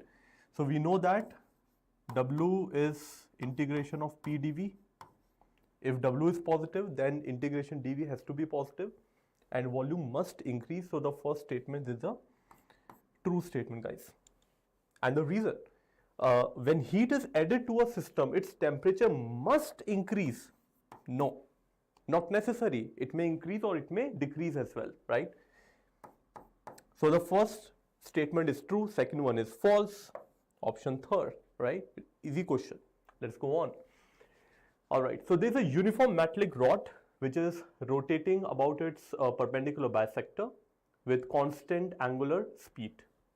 If it is heated uniformly to raise its temperature slightly, then what's going to happen to its angular speed? Okay, so we know that as we increase the temperature, the length will increase. If the length will increase, the moment of inertia will also increase. And since the angular momentum will be conserved as there is no external torque, the increase of I will mean the decrease in omega. Hence, option 2 will be your correct answer. Okay. All right. So this question is from the experimental physics part. Okay.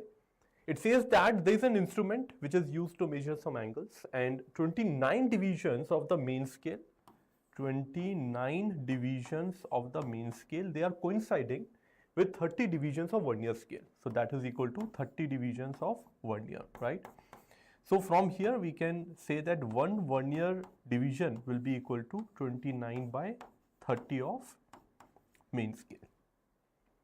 If the smallest division of the main scale is half a degree, so if capital M is 0.5 degree, it is given capital M is 0.5 degree, then the least count of the instrument is. How the least count is written, guys?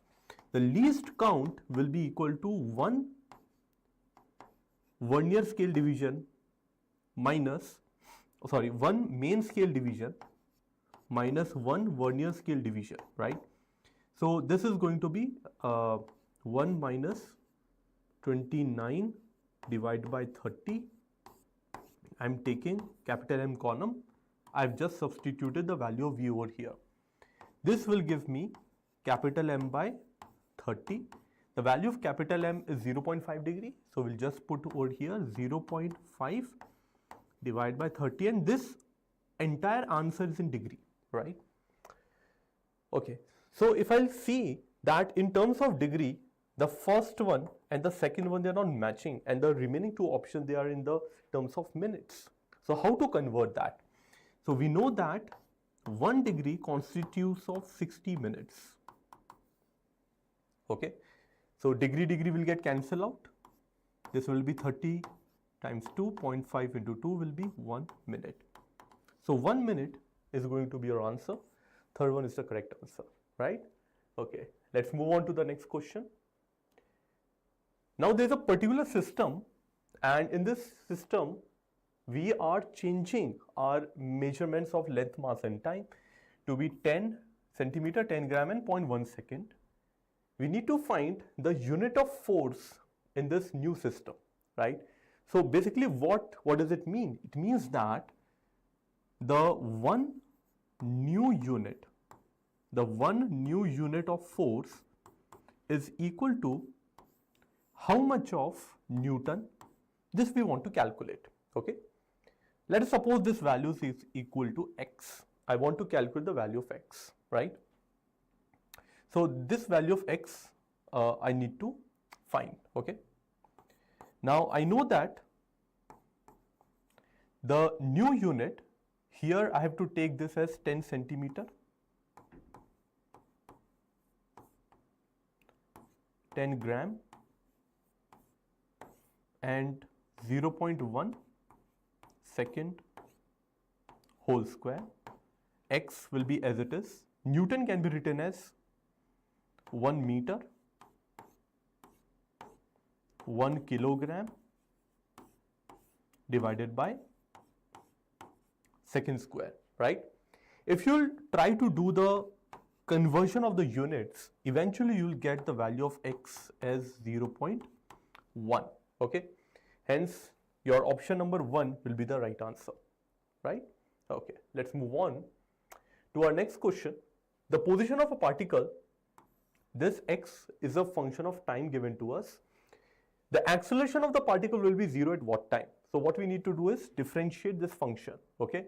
So if I differentiate x, I'm going to get velocity. V will be equal to 2at minus 3b t square. If I'll again differentiate, I'll get the acceleration. Let's call it ACC. So after differentiation, I will get 2a minus 6bt, and we want this acceleration to be 0. The value of t will be a divided by 3b. So option 3 will be your right answer. Next question. A particle is thrown from a stationary platform. Okay, so let us imagine this is our stationary platform. This is the particle. It is thrown with the speed v at an angle of 60 degree, with the speed v at an angle of 60 degree. Okay. The range obtained is capital R. So if I'll do the components of this one, velocity components. So v cos 60 degree will be equal to v by 2, and over here will be root 3 v by 2. This is my scenario number 1. Okay. Now let's go to scenario number 2. in the scenario 2, the platform has started moving in the horizontal direction. Okay, so this is the platform. It has started moving in the horizontal direction with the speed v. So what's going to happen? So with respect to the ground, the ball will now have two components in the horizontal direction. V by 2 was that component which we have given, and because of the moving platform, another v will get added up, and this will become 3v by 2. What will happen to the vertical component? No change at all. The vertical component still be root 3v by 2. Okay. Now let's come to the formula for the range. In general, range is given as 2 times ux uy by g. Okay. This is one format of memorizing capital R ka formula, and there is another one, that is u square sin 2 theta by g. So here I am going to use this one. It's going to make my life very easy. If I compare both the cases, the value of uy is not changing, right? But what is happening to the value of ux? Let's see. The value of ux, this and this, if you compare, can I say the value of ux has become 3 times? If ux is becoming 3 times, then the range is also becoming 3 times. Hence, 4th will be my right answer. Simple? Okay. Now, let's go on to the next question. A train is moving with a velocity of 20 meter per second and dust is falling on it at the rate of 50 kg per minute. The extra force required to move this train with constant velocity will be how much? This is the train. Dust is falling on this train. Because of that, a retarding force of thrust force will act in the backward direction. Now, to sustain the same velocity v, we have to apply some external force in the forward direction so that the total acceleration should be 0 and the train should move with a uniform acceleration. Hence, we are going to say that F external should be equal to the thrust force because acceleration has to be 0. Thrust force will be V into dm by dt. V is my relative velocity with which it is going, that is 20, and dm by dt will be 50 kg per minute, 50 being up with some acceleration a, and on the other side this monkey is going down, climbs down and with the same acceleration a. Okay. If the respective masses of the monkeys are 2:3 ratio, so let us say this has a mass of 2m, this has a mass of 3m. Let's draw the free body diagram.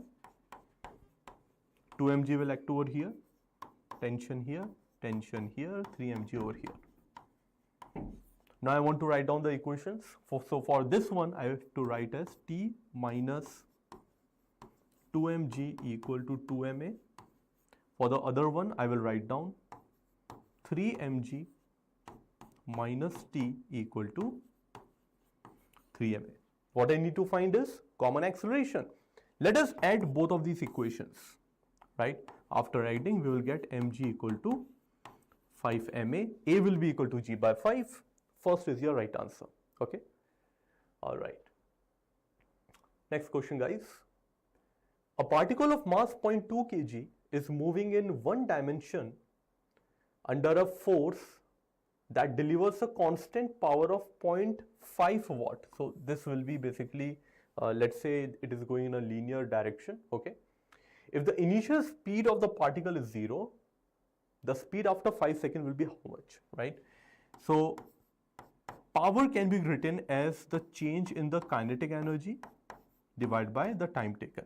Okay. Change in the kinetic energy will be half mv square. Initial is 0 divided by time taken, right?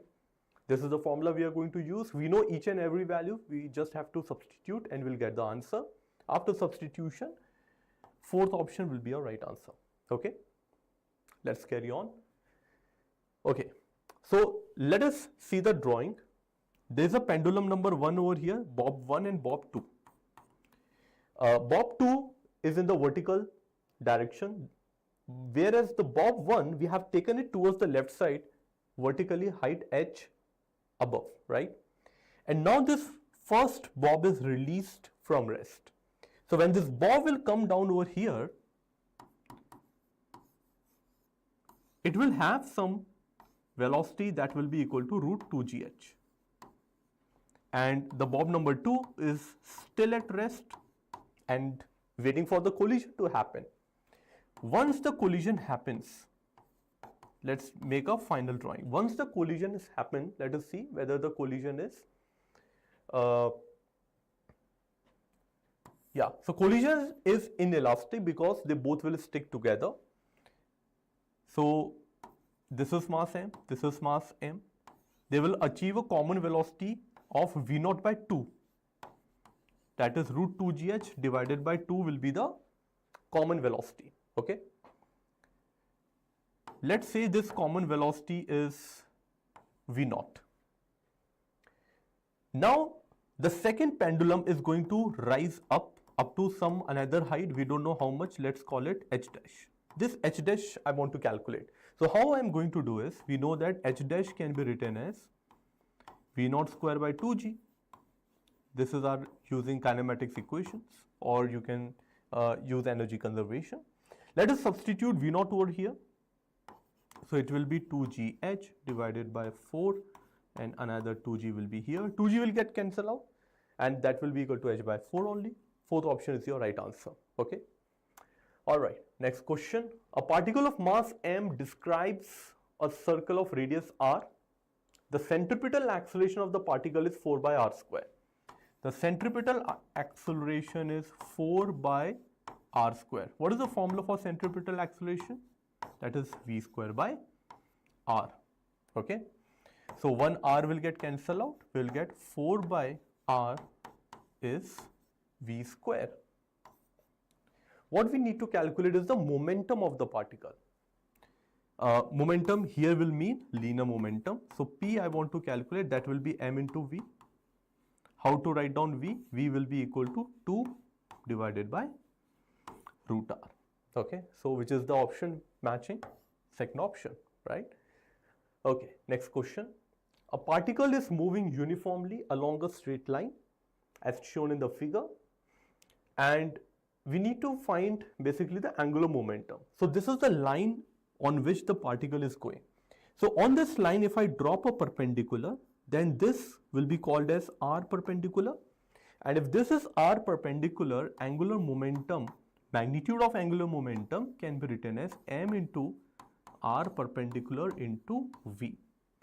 For this entire motion, r perpendicular is constant, not changing, and the speed is also not changing. So the magnitude of angular momentum will remain same. And what about the direction?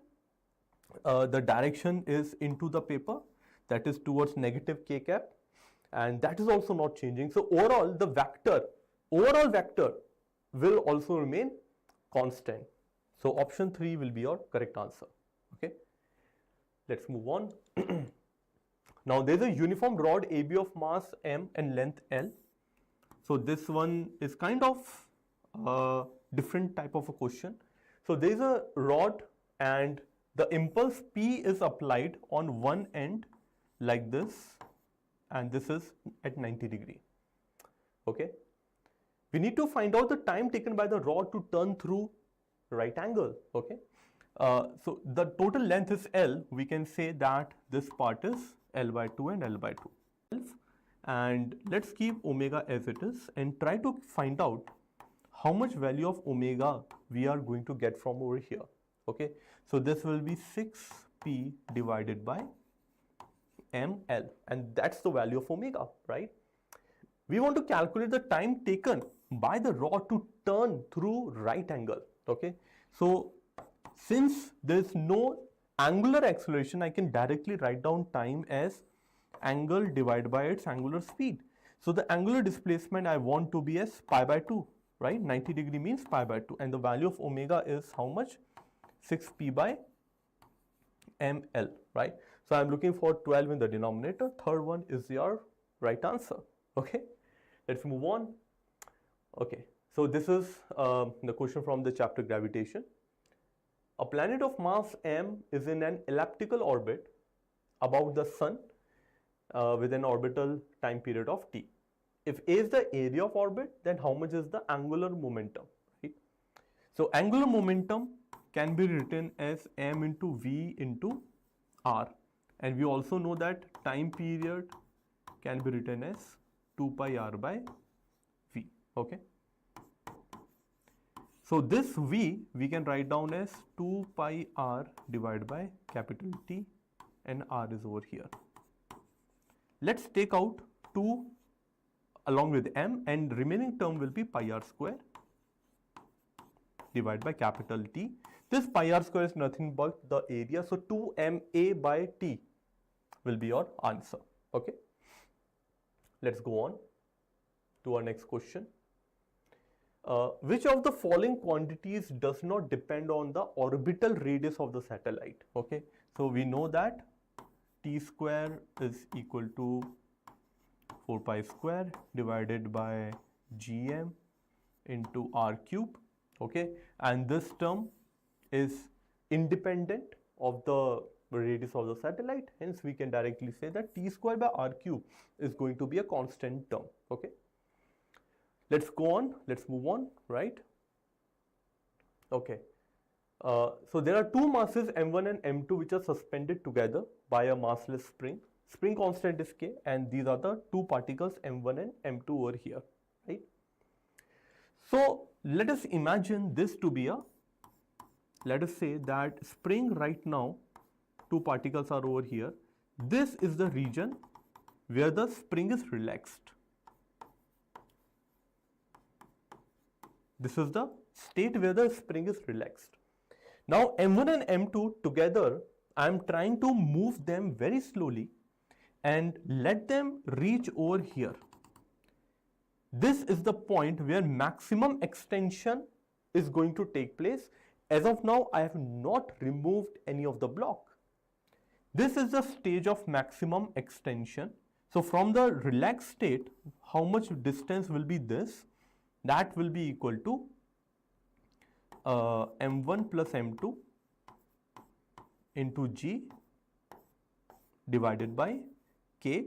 So the basic equation which I am going to use is kx is equal to mg, right? This is the general equation which I am going to use, because at this stage total mass was m1 plus m2, so I am writing here m1 plus m2, okay? Alright, so now from here I am removing m1. If I am removing m1, what's going to happen is here the velocity is 0 now of this entire system. So this is one of my extreme position, right? This is one of the extreme position, and here also initially it was at rest, so this is also my extreme position. Then where will be the equilibrium position? Somewhere over here. This is the mean position, and this is the position where only m2 is available. So if I'll again use this formula kx equal to mg, at this point we can get how much is this value of x, and that will be equal to m2g divided by k, right? What we need to find out is the amplitude. So the distance between the mean and the extreme position is nothing but the amplitude A. So amplitude A will be equal to this value minus of this value. Okay, so only m1 term will come in the picture. So first one is your right answer. Okay. All right, next one. Out of these four, we need to mark the correct statement. This question is from the stationary waves. We know that the equation of displacement and the equation of the pressure wave, they both have a phase difference of 90 degree. As a result, what's going to happen?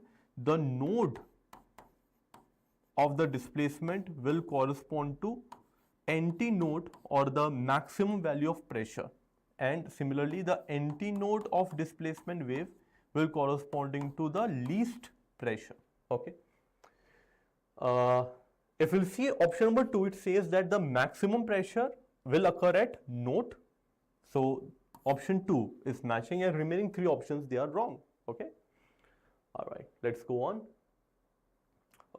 Okay, so there's a piece of wood which is taken deep inside a long column of water, and then it is released. So what's going to happen, right? So this is the piece of wood, and this piece of wood is going to, initially speed is 0, right? Because of the buoyancy, it's going to rise up, so it will have some acceleration, initial acceleration a0, and then slowly, what will happen? The value of a0 is going to reduce. Let's say here acceleration is a1, here acceleration is a2. a0 was the maximum acceleration, a1 is even less, a2 is even less. Eventually, acceleration will become 0, and now this will go with the terminal velocity vt. So all the time the direction of acceleration is upward, but the magnitude of acceleration is decreasing. So option 2 will be our right answer. Okay. Let's go on to our next question. So there is a water flowing through a horizontal pipe of non-uniform cross-sectional area. So let's say the water is flowing in this direction. Okay. At the extreme narrow portion, so wherever the area is less, there the speed will be more. Why? Because of the equation of continuity. And if velocity is more, then pressure will be less because of the Bernoulli's principle. Okay. So we will have a maximum speed and least pressure. That's the answer. Okay. Yeah. So again, a question from thermodynamics. Let's see. 1 mole of an ideal diatomic gas undergoes a transition from A to B. Pressure is in kilopascal. We have to take care of the units. Volume is in meter cube. We need to calculate the change in internal energy. So change in internal energy is defined as U final. Finally, I am reaching to point B. UB minus UA. Okay. What is the general formula of U? The general formula for the U is F by 2 nRT, where F is the degree of freedom. The gas is diatomic. We will take F value equal to 5. So 5 by 2 nR, I can take common, and inside will be TB minus TA. Now temperature B can be written as PV divided by nR using ideal gas equation. So over here, you can write PB into VB divided by nR, and for A, PA into VA divided by nR. nR will get cancelled out. PB, VB, PA, VA, all values are given to us. Please note to change the unit of this kilo, we will write as 10 power 3, and after solving, we will get our first option is the answer. Okay, let's move on. So there are two spherical bodies of radius 6 centimeter, and the second one has radius of 18 centimeter. Temperatures are T1 and T2. The maximum intensity in the emission spectrum of A is at 500 nanometer, right? Okay, so what are the formulas that we are going to use? We know that the power can be given as EA sigma temperature power 4. Okay, this is the first formula that we are going to use. And also, as per the Wien's displacement law, lambda into T is equal to constant, right? So if I'll combine both the formulas, I can get P is proportional to, because P is proportional to area, surface area 4 pi r square. So this is proportional to radius square. Temperature power 4, but temperature itself is proportional to 1 by lambda. So now I will set up an equation, put the values, get the answer. Second one will be your right answer. Okay. Let's move on to our next question. This is from the chapter Mechanical Properties of Solids. A graph of stress and strain is given to us. We have to calculate the Young modulus and the yield strength. So to calculate the Young modulus, we need to use the formula of stress by strain, which is nothing but the slope in this given curve, right? So we will take this point as a pivot point. This value we will take as stress. This value we will take as strain, and we will be careful regarding this conversion of the unit. 10 power 6 is written. Okay, we'll put the values and we'll get the value of Young modulus. What about the yield strength? So over here we will get the yield strength, and that will be equal to 300. Again 300 into 10 power 6, so that will be 3 into 10 power 8. There's only one option with that. Option 3 is your correct answer. Fine. Let's go on. So this is from the photoelectric effect. In photoelectric effect, the photoelectron may be emitted with kinetic energies ranging from 0 to maximum value. Yeah, true. Okay, so Kmax formula is h nu minus phi. The electron which is coming out, it can have anywhere between Kmax and 0. Why this range? Because once the electron try to come out of the atomic layer, it will collide with other electrons and lattice structure ionic nuclei, and the speed will reduce, they will lose some kinetic energy, and they will come out with little bit less than the Kmax value. Okay. So the first statement is a true statement. What about the work function? So work function of metal, is it different for different layer? No, right?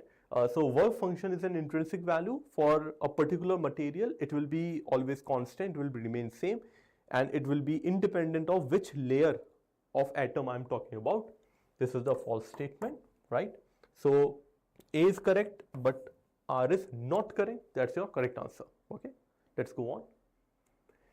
Right. So in this one, there is an alpha particle and a proton, and they are initially at rest. Then they are placed in the region where potential difference is 100 volt. Because of that potential difference, they will start moving. They will have some de Broglie wavelength. We need to find the ratio of that. The formula for the de Broglie wavelength is h divided by p. Okay, and my dear student, this p is what? It is linear momentum. Linear momentum p can also be written as root 2 mk kinetic energy, which can also be written as charge multiplied by potential difference. Okay. The question is saying for both the particles, V is same, therefore lambda is proportional to root of m multiplied by q, right? Now for the alpha particle, we'll take m as 4 units, charge as 2 units. For proton, we will take m as 1 unit and charge as 1 unit, right? Accordingly, we can solve the question.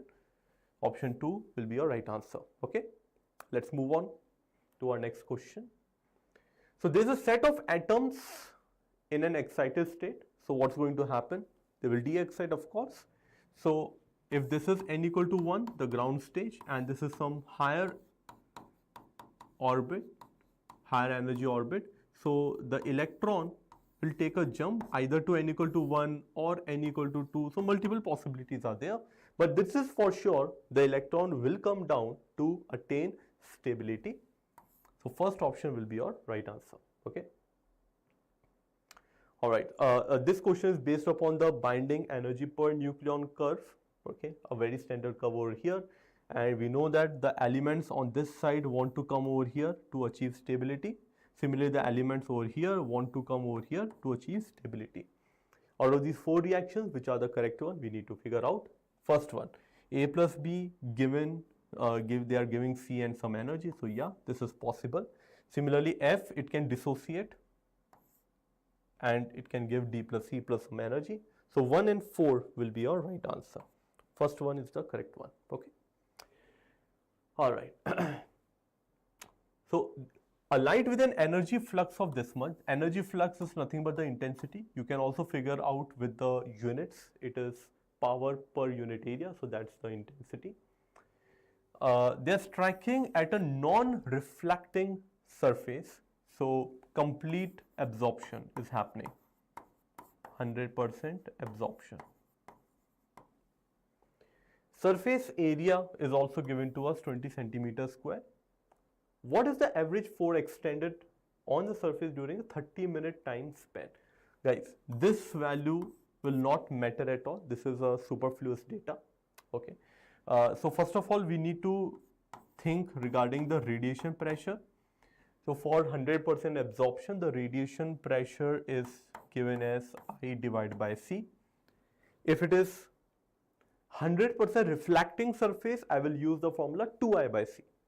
Okay. All right. So now what are the values which are giving to me?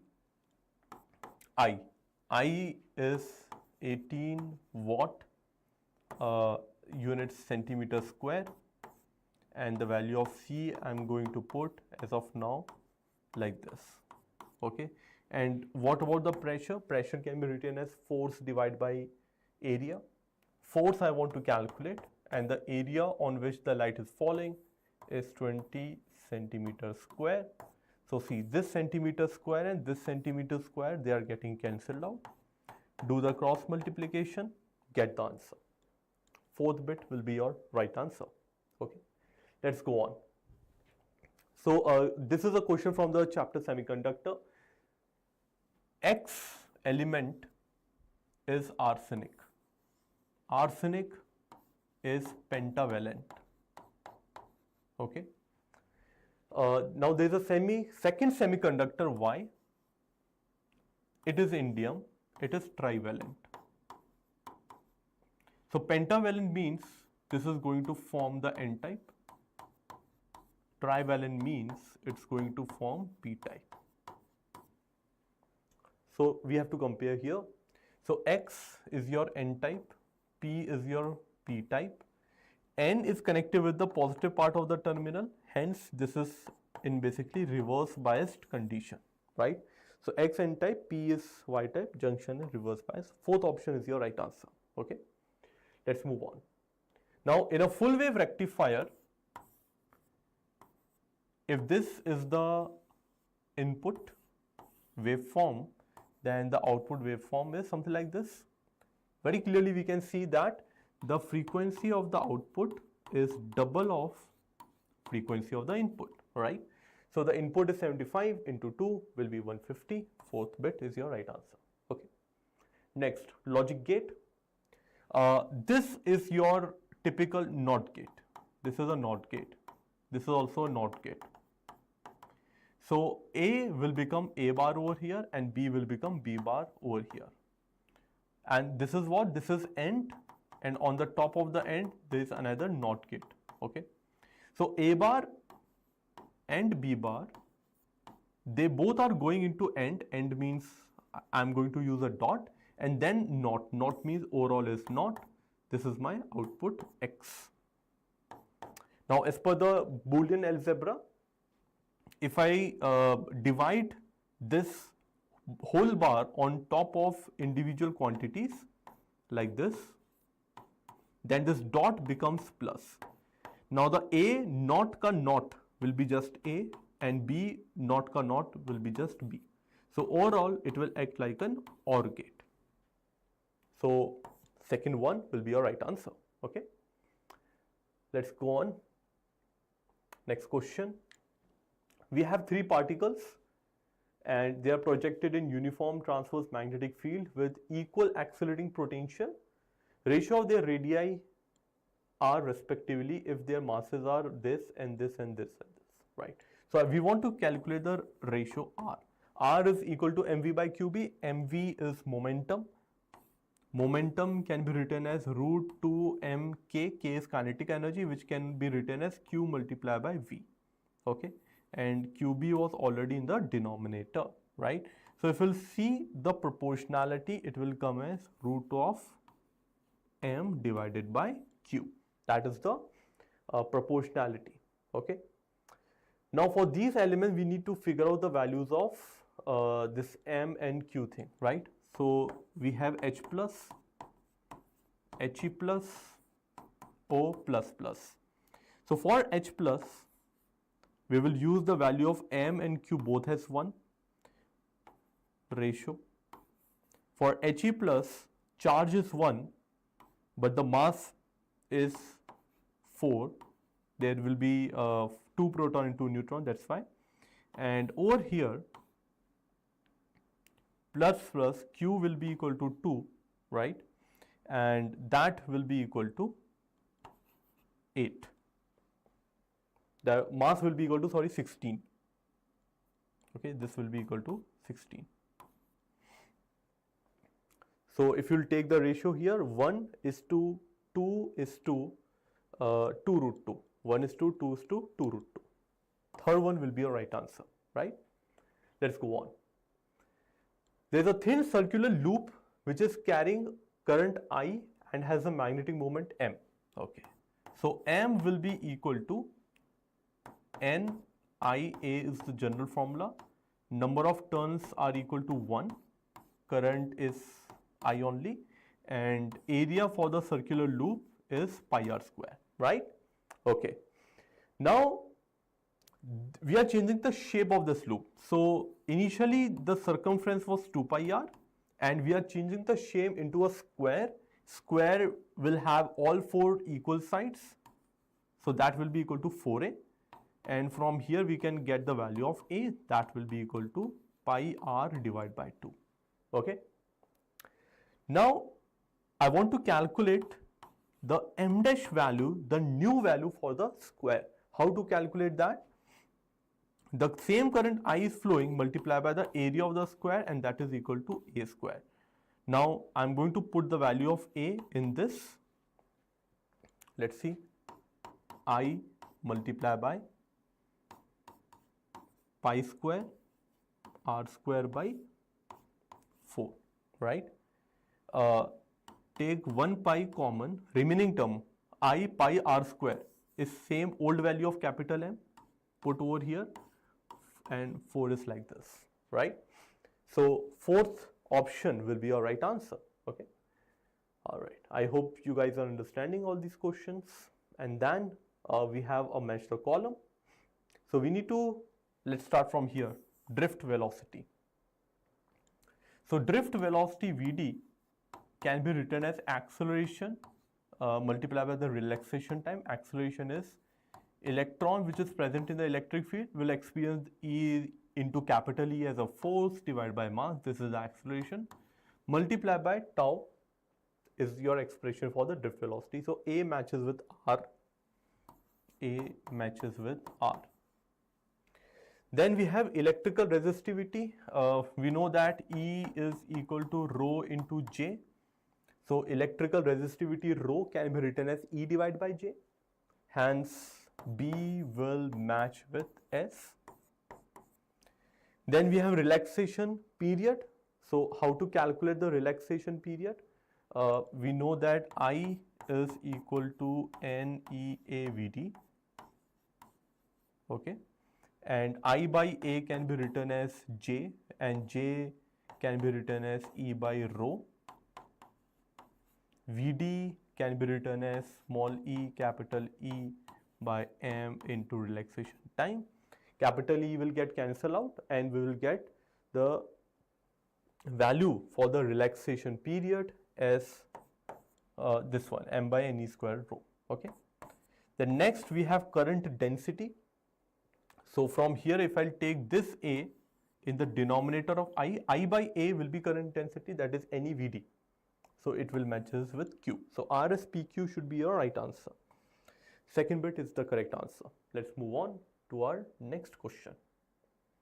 All right. There are two statements. The first statement says that the resistivity of insulator is about 10 power 22 times the resistivity of metallic conductor. This is a true statement. This is an NCERT statement. Please read the summary which is at the end of the NCERT, very important.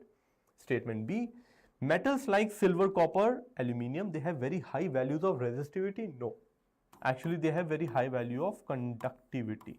This was the false statements. So the first one is true, second one is false. Okay. Let's move on to our next question, guys. All right. So Wheatstone bridge is balanced. We need to find the ratio of the electric power dissipated in P and Q and RS. Okay. So because the Wheatstone bridge is balanced, we can ignore this bridge over here. Okay. And let's say there is a common potential V0 across this. So across this entire upper branch, we can get the power as V0 square divided by P plus Q.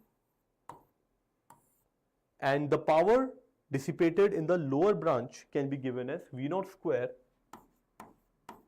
divided by R plus S. So this is the ratio which we need to calculate. That will be equal to R plus S whole divided by P plus Q. But as you can see, none of the option is matching with that. So we need to use something else. Because the bridge is balanced, we can write on P by R equal to Q by S, or we can write down P by Q equal to R by S. This I am cross multiplying. Now add plus 1 both sides. Hence I will get here P plus Q whole divided by Q R plus S whole divided by S. Now let us substitute this over here. So R by S divided by P plus Q will be equal to S divided by Q. S by Q can also be written as R by P. Can also be written as R by P, right?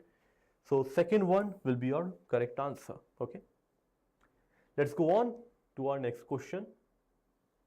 There is a series LCR circuit, resonance is occurring, okay? And at this moment, the peak value of current is I naught. We need to find the peak value of the wattless current, okay? The wattless current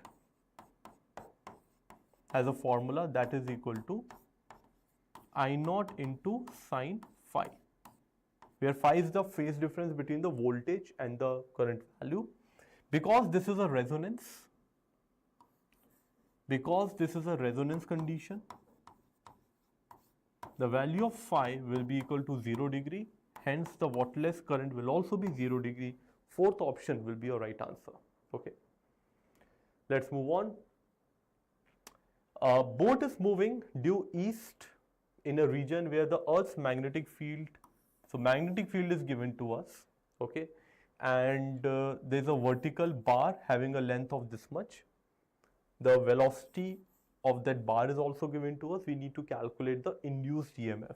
So we'll use the formula E equal to BVL. Just substitute all the three values. All the values are in SI unit and you will get your answer. Fourth one will be your right answer. Okay. Next question. So in this circuit, we have a capacitor and a resistor, and there is a rod HE. It has a velocity V towards left side, magnetic field is into the page. So we can redraw and we can substitute HE as a battery. So the higher potential will be towards E, because if I turn V towards B, my thumb is pointing towards E. So E will be at higher potential. And here is the capacitor, right? So the current want to start from here. Some part of the current will go here. Other part, because I think we are talking about the steady state, right? Yeah. So we are talking about the steady state. During the steady state, no current is able to go towards the capacitor, zero current, right? So in HKDE, on this side, we will have a zero current, and over here we will have a clockwise current. So 0 and clockwise, option fourth will be your right answer, okay? Let's go ahead to our next question. There is a branch AB and current is a function of time given to us. At t equal to 0, we need to find the value of VA minus VB, okay? So if I'll start from point B, this is the way we write the open loop Kirchhoff equation. If any of you guys don't know, this is the time where you can learn it. Point B, for point B I'm writing VB. Now I'm going from positive to negative part of the terminal. So as per the sign convention, I'm going to put here as minus 10. For the inductor, I will use minus L di by dt, but because the current is in the opposite direction, please observe the direction of current. I have to use here as plus L di by dt. Similarly,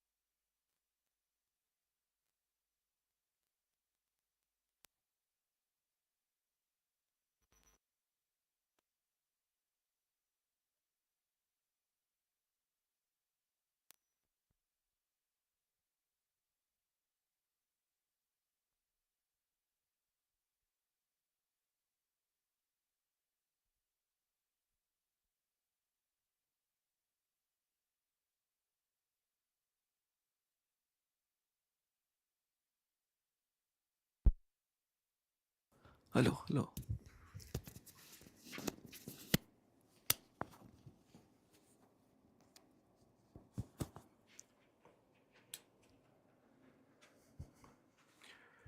Hello guys. Yeah, I think now my voice is clearly, you guys are able to hear it. Okay. All right. So let's get back to our question number 40. So there's a ray of monochromatic light which is incident on a refracting phase of a prism of angle 75 degree. So let us suppose this is our angle 75 degree angle of prism. Okay. Now there's a light which passes through the prism and incident on the other face at the critical angle. So let us suppose this is our normal. This is the incident light. It's going with some incident angle. Then it's getting refracted. Here again there is a normal. And over here it is striking at the critical angle, right? And because of the critical angle, the light is going to be grazing and going parallel to the surface. Okay. The refractive index is √2. So because the refractive index is √2, so sine theta c can be written as 1 by mu. Mu is √2. Therefore, theta c will be equal to 45 degree. So if this angle is 45 degree, then how much will be this angle? This angle will be equal to 30 degree. Why? Because we know that in the prism, R1 plus R2 is equal to capital A. Right? The addition of these two should be 75. So this is 30. If this is 30, what is the value of angle of incidence? Okay. So 1 into sine I is equal to refractive index into sine of 30 degree. Okay. Sine 31 by 2. So from here I will get IS equal to 45 degree. Okay. Second one will be your right answer. Let's go on. There are two lenses having a power of plus 10D and minus 5D which are placed in contact. So what will be the net power?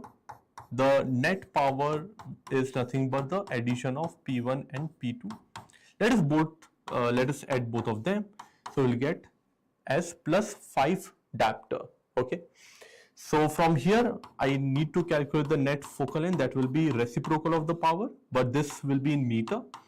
Hence I have to convert this in centimeter. I will get here 20 centimeter as the focal length. Now where should an object be capped? Because the total power is coming positive, it has to be a convex lens. Where should an object be capped? So let us suppose I am keeping the object over here. So I'll get a virtual image which will be magnified over here, right? Okay, so now a short trick. Let's say this value of x. We know that magnification is the ratio of v and u. If this is x, this will be 2x because the height is double, so the distance is also double. Now let us use the lens formula. 1 by f. The value of f will take as plus 20. 1 by f will be equal to 1 by v. Now the value of v is 2x, so I'll put this as minus 2x, and minus sign will come by default. And for the object, again I'm going to use minus x over here. So if I'll try to solve from this, the value of x which I'm going to get will be equal to 10 centimeter. And because it is object is present on the negative side, hence minus 10 centimeter will be my right answer. Okay, I hope you guys have understood this. Let's move on. So in this one there is a parallel monochromatic beam of light which is incident normally on a narrow slit. So this is a single slit diffraction question. This is the central bright. After the central bright we'll get the first dark. The first dark, here we will have the path difference of lambda, right? So what is the series? After first dark we have the first bright as well. So here we'll get delta x as 3 lambda by 2. Okay, but we are only talking about the first part, right? So over here we know that the phase difference is calculated as 2 pi by lambda into delta x. If we put the value of delta x for the first minima, we will get the value of delta phi as 2 pi. Hence, first option will be our right answer, guys. Okay. All right. I hope this is clear. Let's go on to our next question. So, guys, over here, these are the electric field lines given to us. We need to figure out of point A and B where the electric field is higher. So, because here the density is more, because of higher density, we will say that EA has a higher value compared to EB. So, EA is higher value. Second one will be your right answer. Okay. All right, next one. So, there is a parallel plate capacitor with plate area of this much. Area is given to us. The separation between the plates is also given to us. And it is connected across a battery of EMF 24 volt.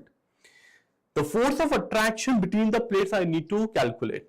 So this is plate number 1, this is my plate number 2. The plate number 1 is producing an electric field of how much? E equal to sigma divided by 2 epsilon naught. This is only the contribution of this plate on this.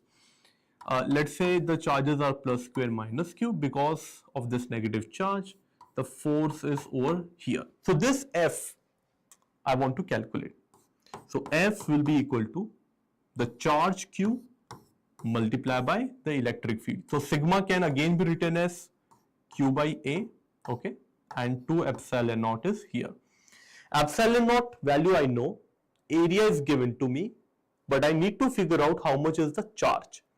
To calculate charge q, I will use the formula q equal to Cv, where C is epsilon naught A by D.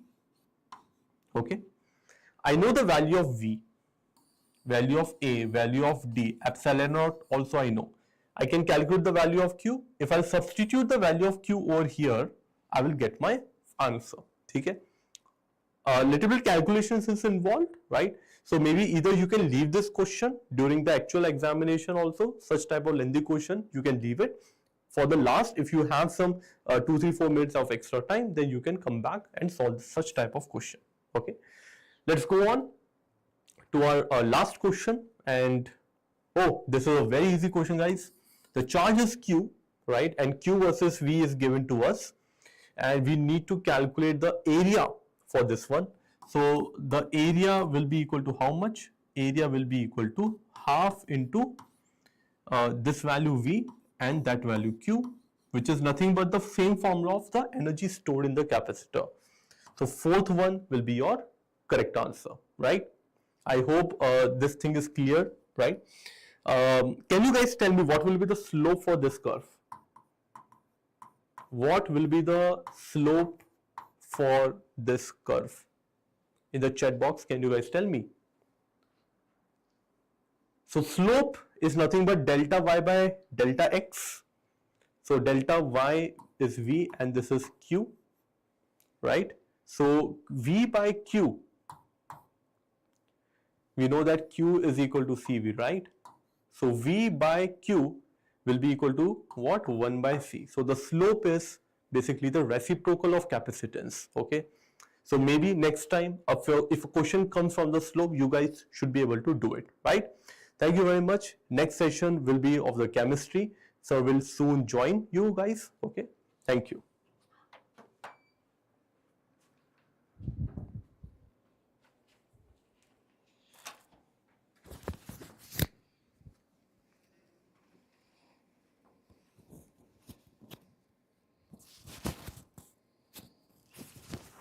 Exactly 1 hour.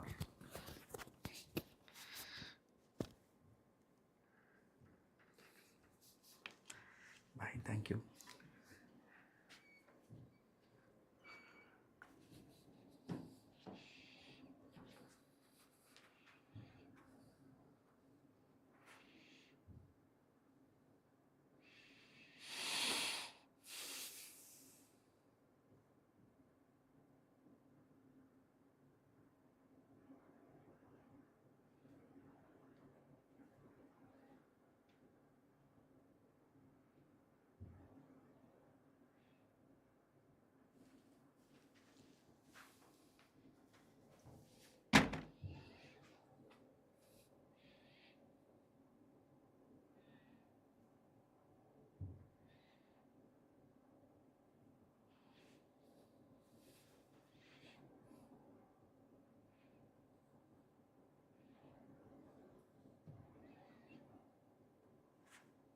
Chemistry is it?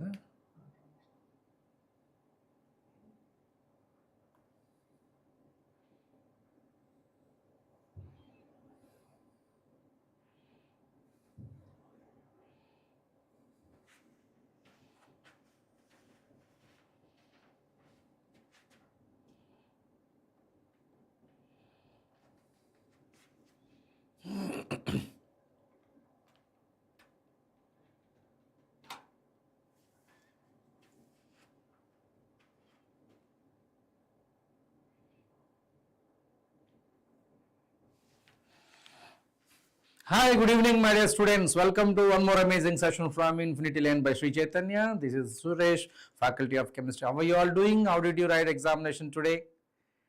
Mohammad Rehan, hi. So, let's see the NEET FTS paper discussion आज के लिए. So, 1 out of okay, you want to say 1 by C for the previous question. So, Prakar sir has given you physics session or to chemistry now. Let us see quickly about this chemistry. And this is the first question. When the electron of the hydrogen atom jumps from n is equal to 4 to n is equal to 1, so the maximum number of spectral lines that can be formed, that can be easily answered by maximum spectral lines is equal to n of n minus 1 by 2. So it is the highest state is going to, when this formula is used, when the electron is written to ground state. So it is going to be 6 of 6 minus 1, sorry, this is 4 of 4 minus 1 by 2 is going to be 6. Answer is going to be the 3 option. How many of you did this correct? Quickly. Okay, so chemistry paper as usual, it is a fundamental, easy and moderate, and only fundamental concepts are asked, but we have to check whether incorrect and correct and possibilities. That is only the way. Okay, let's talk about the next one. The mechanism of the reaction P plus Q gives rise R is follows. Step 1, which is a slow, and step 2 fast, and step 2 fast, step 3 fast. So rate law is written for the slow step, and as far as this step is concerned, rate is given as K, P and Q. So this is your rate law. So with respect to this, order is going to be 1 plus 1 is going to be 2. Answer is going to be order 2, right? So always remember, when you answer a chemistry question, always answer logically, and this is the logic. To find the rate law, we have to find the lowest possible step. And while writing rate law, you should not include intermediate in that. And talking about logarithm of the equilibrium constant, log Kc of the reaction corresponding to this is given, and the E0 cell is given here. E0 cell is given. So for the E0 cell, how this is related? So it is going to be E0 cell is equal to 0.0591 by n log Kc. So this is the formula. So log Kc is going to be E0 cell into n upon 0.06, 0.0591, make it 0.06. Now, how do you identify this n value? E0 cell is given. So look at this, my dear children. Here x gives rise x2 minus, right? X gives rise x2 plus, so that it loses 2 electrons. So y plus gives rise y. So y plus takes an electron, gives rise y. So multiply with this 2. Therefore, you can write this x plus 2 y plus 2 electron gives rise x2 plus and 2y and 2 electrons. So 2 electrons are taken out, so that n is equal to 2. So that it is going to be E0 cell is given as 1.2 into n is equal to 2, 0.06. So that is your answer. You are going to get almost a 40.6. Answer 1 is the correct answer for this question. Got it? Clear? Muhammad Rehan, hope you're understanding this. Clear? Fine. So this is the formula. Everybody take a note of it. Direct formula substitution. You can do it, it's best. To make this n value number of electrons, you have to modulate by taking this multiply with the 2. Fine. And let's talk about which of the following upon electrolysis liberate oxygen gas at cathode or at anode. Okay. AgNO3. So cathode silver is deposited, anode oxygen is deposited. Copper sulfate, copper electrode, and it is going to be cathode, copper is deposited, and anode copper dissolved. It is attacking reagent, attacking electrode, and concentrated HCl, platinum electrode, where you can see hydrogen at a cathode, chlorine at a anode. So when dilute H2SO4 with platinum electrode, hydrogen at cathode and oxygen at anode. Now you check where the oxygen is obtained. I got oxygen here, I got oxygen here. So I just want to say A and G. Option 1 is the correct answer for this question. You see the pace, how fast a question can be analyzed.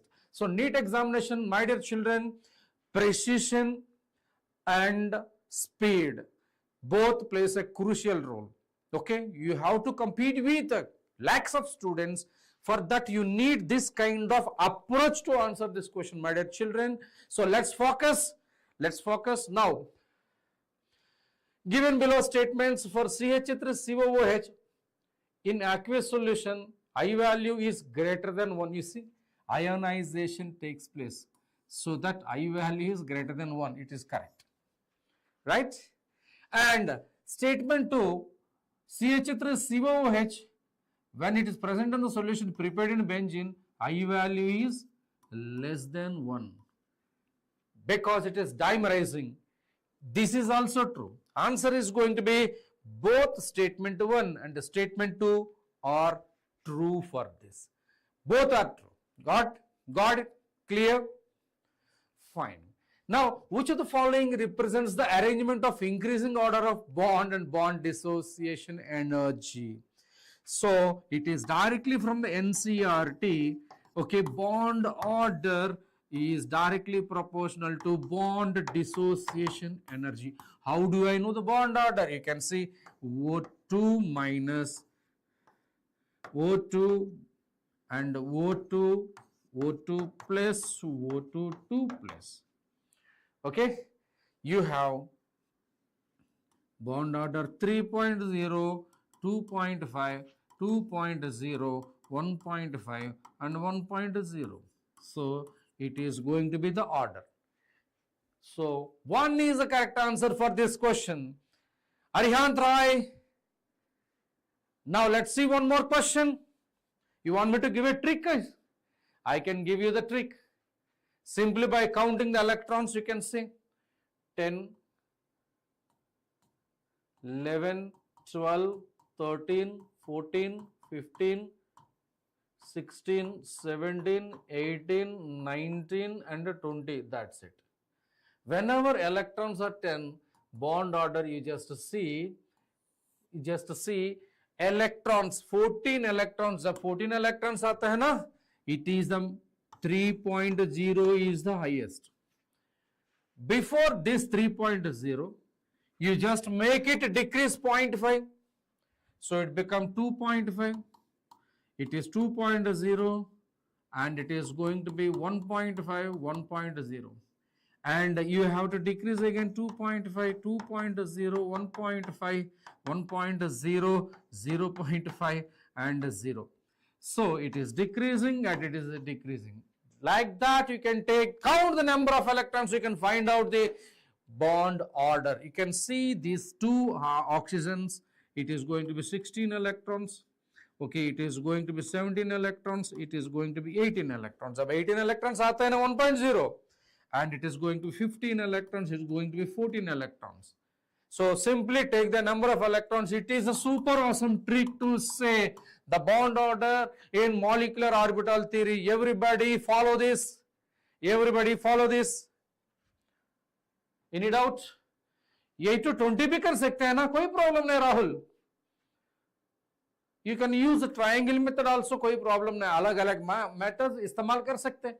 Next, assuming 100% ionization of electrolyte in their solutions, 0.1 molar sodium chloride, 0.05 molar barium chloride. इसका I value कितना?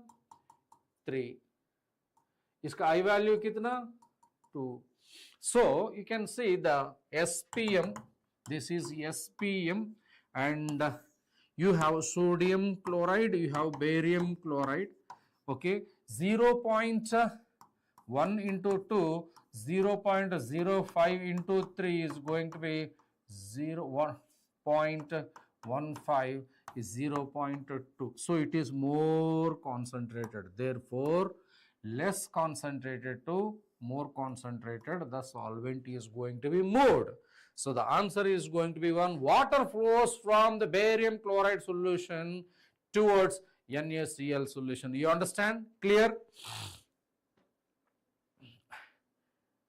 Okay, no problem, Rahul. I'll help you out of this. No problem. Hope you understand this logic. Simply take the concentration and multiply with I value. Okay? That's good. Yeah. Next, at 298, the value of Ka1, Ka2, and some values are given. Let's say for logic for this question is, for any polyprotic acid,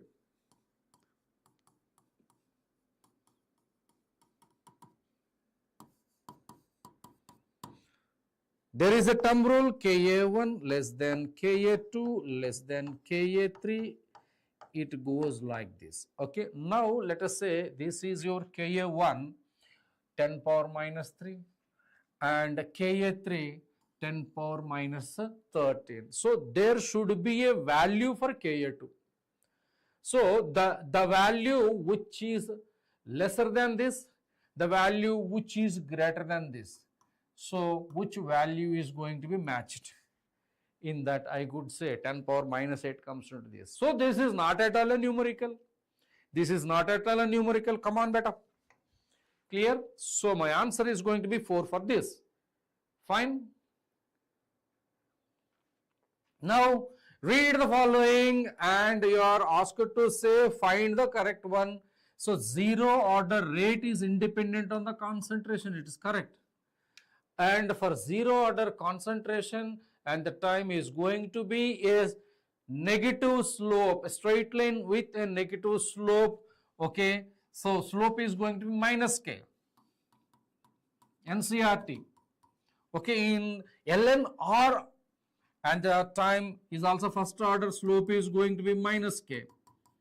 Here half-life T half for the first order is going to be 0.693 by rate constant. Usme aapka initial concentration is not there. So all graphs are correct.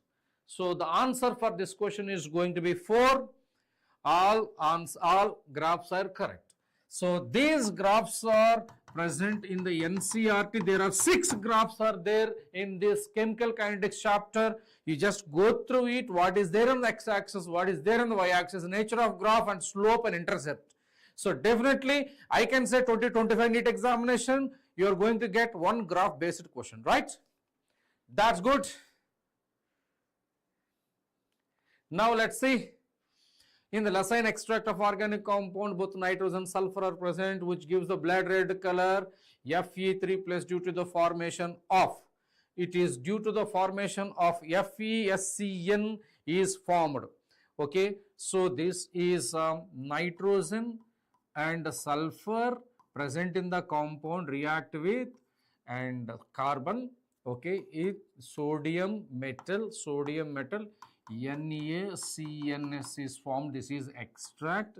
So when it is treated with FeCl3, it is going to give rise FeSCN. It is going to form 2 plus, it is a red color. Okay, it is a confirmatory test for both nitrogen and sulfur together are present. Next, given below are 2 statements. A redox titration between KMnO4 and more salt is an acidic medium, has no indicator is added. Whenever you use KMnO4, no, that is a self-indicator, it is a true. And redox titration between KMnO4 and oxalic acid, KMnO4 react with oxalic acid in the acidic medium, it is going to give rise Mn2 plus CO2 plus H2O, and Mn2 plus act as a autocatalyst, autocatalysis. So it is also a true statement, but there is no relation between both A and R true, and R is not actually explaining A. Okay, option 2 is the correct answer. So the way we are attending the question, you please learn that. Don't try to learn a new concept in this paper discussion, my dear children. Try to learn how sir is attacking the question. So this is the game changer for your NEET examination. Follow us. Okay. And here, which of the following set of quantum numbers represent 19th electrons? So when you write for the chromium, okay, so 1s2, 24, 2s2, 2p6, 3s2, 3p6, 4s1, 3d5. So 19th electron is this. That is your 19th electron. Okay, that's very important. That's very important.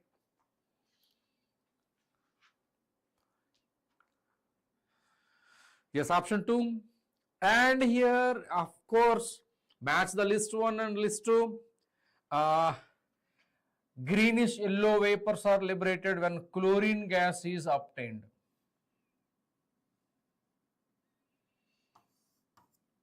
White precipitate is formed insoluble, so that is supposed to be AgCl.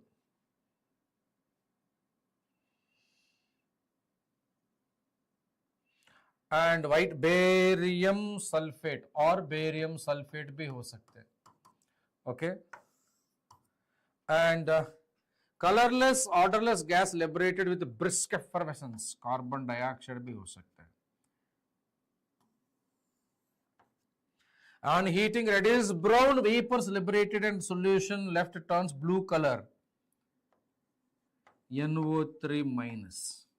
And the gas is going to be nitrogen dioxide gas. Blue color means that is nothing but copper 2 plus. So that can happen when, so there is the option, you can just check it. These are the observations. When you observe that observation, you need to take this into the account. Copper, blue turnings. Are you getting or not? Clear? So let it be the option. Okay, now during the conversion of NH2OH hydroxylamine to N2O, the oxidation state is +1. It is going to be -1. So that -1 is converted into +1. There should be N is equal to 2. So equivalent weight is equal to M by 2. Bas, how simple it is. How simple it is. Everybody understood this? Clear? That's good, Rahul. Fine. Mohammad Rehan. Next, the pH of the solution obtained by mixing of equal volumes of this. Okay. Now, equal volumes of this N by 10 and N by 20. So, whose concentration is more? Let us say it is going to be more. So, the concentration of this OH minus is equal to NbVb minus NaVa upon Va plus Vb. It is said that Va is equal to Vb now. So, it is going to be 1 by 10 into V plus 1 by 20 into V upon 2V. So on solving, so you're going to get OH minus concentration. From here you're going to get POH is equal to negative log OH minus concentration, that is equal to pH is equal to 14 minus POH. This is the step you need to follow it. Fine. Yes, of course it is going to be 12.4 once you solve it.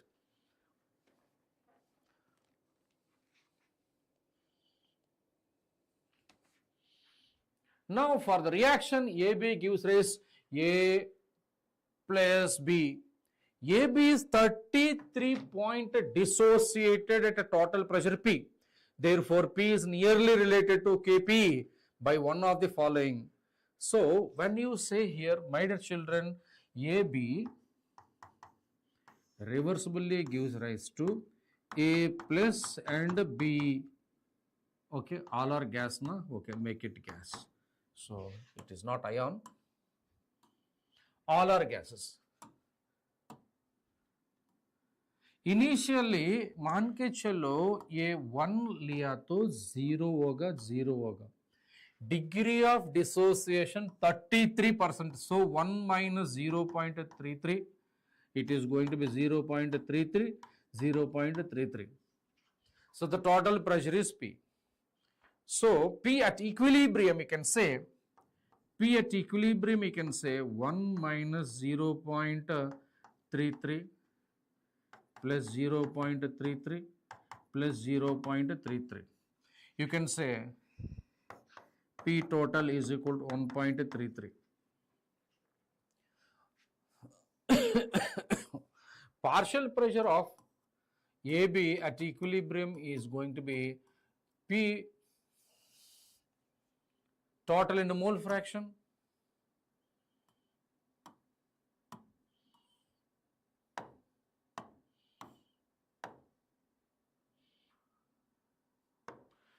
P total into mole fraction, it is given as a P total as a P. Okay, total pressure is P and its mole fraction, that is nothing but number of moles of this is going to be 0.67 upon total moles. So that is 0.67 upon total pressure 1.33, and partial pressure of A is equal to partial pressure of B is equal to 0.33 upon 1.33.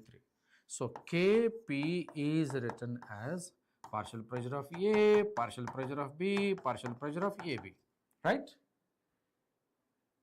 So you can say Kp as 1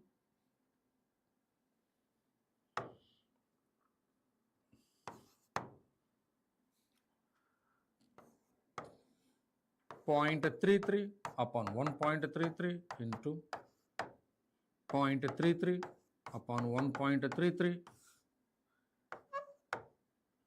0.67, 1.33. On solving, you are going to get as P is related as 8 times of the Kp value. So you have to solve the relation. Are you getting or not? Clear? It is a simple Kp expression related question. So it is not that complication in numerical. Okay, simplification, you need not have to worry about that. Okay, next question. Quickly, the component treatment with sodium gives a B, with PCl5 gives a C, and C react together to give diethyl ether and ABC. So compound is reacting with treatment with sodium gives B. So it is supposed to be ethyl alcohol, and finally it is giving rise to ether, right? So you can say C2H5OH, it is reacted with sodium metal, gives rise to C2H5ONA, you got it, okay, and gives B. This is A and this is B, right?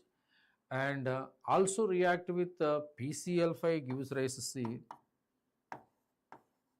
What is that? C2H5Cl, and this is going to be C, and B and C react together to gives rise diethyl ether. So C2H5 OC2H5, that is called Williamson ether synthesis. So it is nothing but option 4. Clear?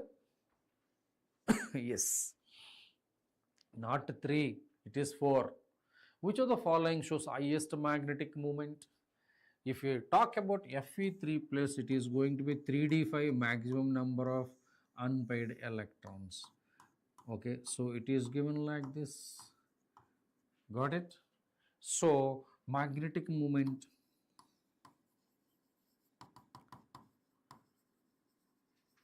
is equal to root over n into n plus 1. So it all depends upon the number of unpaired electrons. Okay, n plus 2, right? Now it is going to be iron. AgCl is dissolved in excess of ammonia and KCN Na2S2O3. The complex that is formed AgCl is soluble in ammonia because AgCl is going to form a complex with ammonia to give rise AgNH3 twice. Similarly, it is going to react with KCN, it is going to give rise AgCN twice. Okay, similarly, it is going to give rise Na2S2O3, it is going to give rise, okay, AgS2O3, okay, 2 minus, okay, 2 minus. So that it is going to be 3 minus. Option 3 is the correct answer. Okay, complex. In this complexes, qualitative, practical and organic chemistry, strong field ligand. Okay, so weak field ligand, strong field ligand doesn't work here. Okay, just what complex is formed. Next, anhydrous copper sulfate is white, everybody knows, but copper sulfate 5H2 is soluble, it is blue in color. Yes, it is true, correct, it is correct. And in the absence of ligand, crystal field splitting does not occur. So here it is going to be statement, both statements are going to be true. So that is the basis of the why the complex compounds are colored in nature. Okay, so always remember one thing, yes, answer Aditya. There is good number of questions you can see from complex compounds and D and F block elements. Okay, mind it. How can we find configuration easily if any element number is given randomly? It should be generalized. Okay, up to 1 to 30 everybody should know it, that I can say, but after 30 if any specific pointer is given, the atomic number will be given.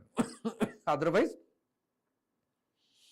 we have to generalize the compared to general electron configuration. Okay, next, the correct order of field strength of the ligands. You are talking about strong field ligand, strength of the ligand, strength of ligand. So C donor is always greater than, N donor is always greater than, O donor is always greater than halogen, mind it. In that, carbon monoxide is there, carbon is the donor atom, Cn minus is there, carbon is the donor atom. Carbon monoxide forms a synergic bond is super strong. And En, nitrogen is the donor atom, chelation is there, whereas ammonia do not chelate. Okay, so that En, ethane diamine is more than ammonia, and the water is considered to be a weak ligand. So my answer for this question is going to be these 3. Wonderful, you have given. So Lageraho, and which of the following element has a positive NCRT? NCRT, if you see the table in the D and F block elements, 3D series, all elements will have negative SRP values, while the copper E0 value is weird one, it appears as plus 0.34 volts. So I am not asking you to memorize, this is the abnormality due to its hydration energy is going to compensate its second ionization energy. That is a very, very important point as of this NEET examination is concerned. Okay, it's a further copper, answer 2, and The incorrect statement, mind it, this is very, very important. Incorrect statement among the following: the first ionization enthalpy of lanthanides is nearly this much. Both neptunium, plutonium exhibit maximum oxidation state of +7, and the transition metal present in Ziegler-Natta catalyst is titanium. Ziegler-Natta catalyst is used in polymers titanium tetrachloride and aluminum triethyl aluminum. This is what is called as a Ziegler-Natta catalyst. Europium is the smallest atomic radius among the lanthanides. This is wrong. This is wrong. Why it is wrong? You can see lanthanide contraction. Lanthanide contraction. So according to lanthanide contraction, cerium to lutetium atomic size or ionic radius decreases. So lutetium is the least, not europium. So that it is wrong. How sensible the answer is here. How sensible the answer is here. Got it? So only D is wrong. Only D is wrong. Perfect. Now CH3, CH2Cl, you are going to get CH3, CH2, and KCN, you are going to get CN, and on reduction you are going to see CH3, you can use lithium aluminum hydride, CH2 and CH2, NH2, you got it. Okay, it is a primary amine. Okay, position isomer, secondary amine, tertiary amine. So you are going to get isomers 1, 2, 3 are the isomers of this. Got it? So how quickly the questions are being flowing. Okay, now let's see which of the following is etard reaction. Etard reaction when toluene is treated with chromyl chloride in presence of carbon disulfide and followed by hydrolysis gives rise benzaldehyde. This is called etard reaction. Okay, Gattermann formal synthesis. Okay, this is 2. And here this is Rosenman reduction, and it is going to give you aldol condensation, and it is going to give you HVZ reaction, and it is going to give Clemmensen reduction. Yes, 150 good in this paper. Of course, I would say 180 also. Any doubt? Hi. So let's focus here. And 1 mole of NaNH2 acetylene is used, so that it is going to give CH triple bond C Na is formed. Okay. Now when it is treated with HgSO4, H2SO4, you are going to get followed by CH3, C triple bond C, CH.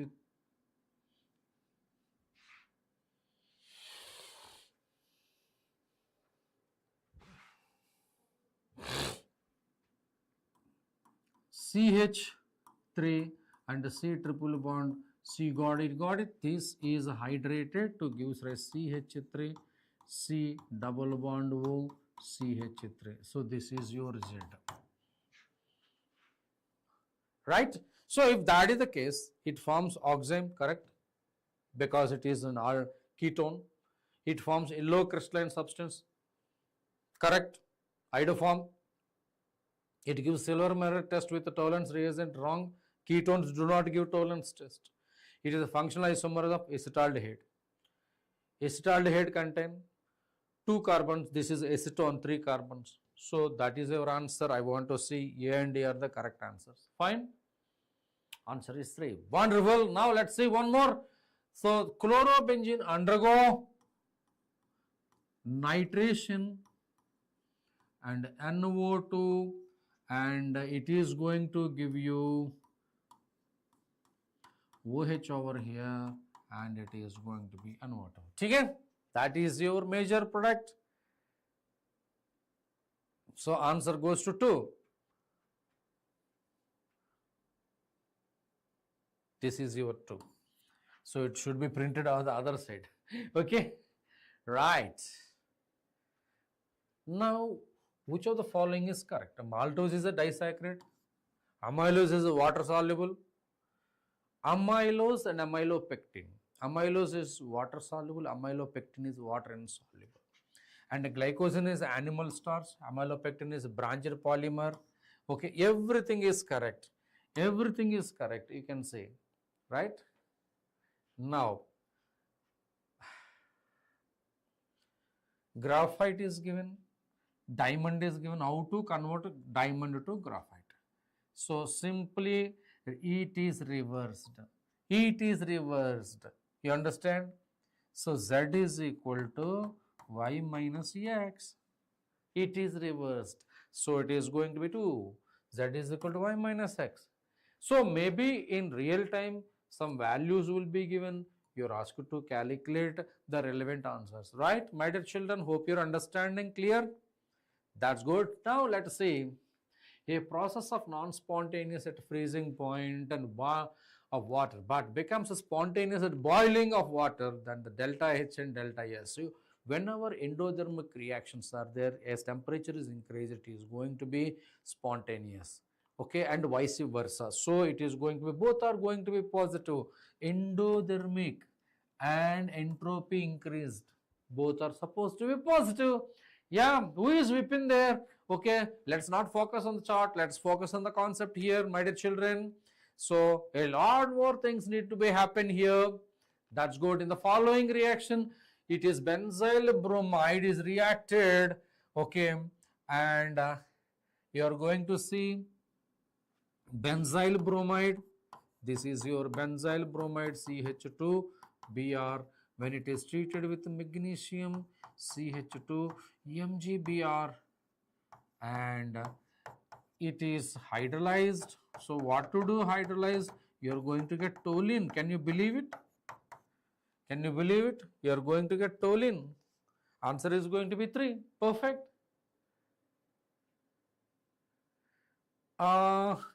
This question paper you can get it in this Telegram channel. You will be getting, right? Next, it is a p block elements.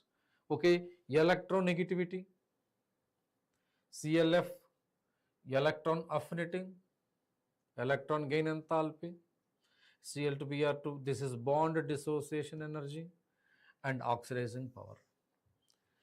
You see, it is a factual. Answer is going to be 1. Are you getting or not? Clear? By looking at the observation, you can see abnormalities are here. Pick the abnormalities. So this is your abnormality, and rest of the things are normal, na? Right?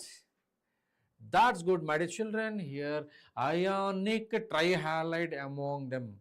Only you have bismuth trifluoride is only the ionic. Rest of them are going to be covalent in this given option. And it is given in the NCRT. It is given in the NCRT. Understand? And among the compounds, the order of decreasing SN1 reactivity trick. Rate of reactivity of SN1 is directly proportional to stability of carbocation that is formed. When you see this carbocation that is formed here, this is formed here, and this is formed here. This is secondary carbocation, this is anti-aromatic, and this is super aromatic. That is the reason why reactivity 1 is greater than 3 is greater than 2.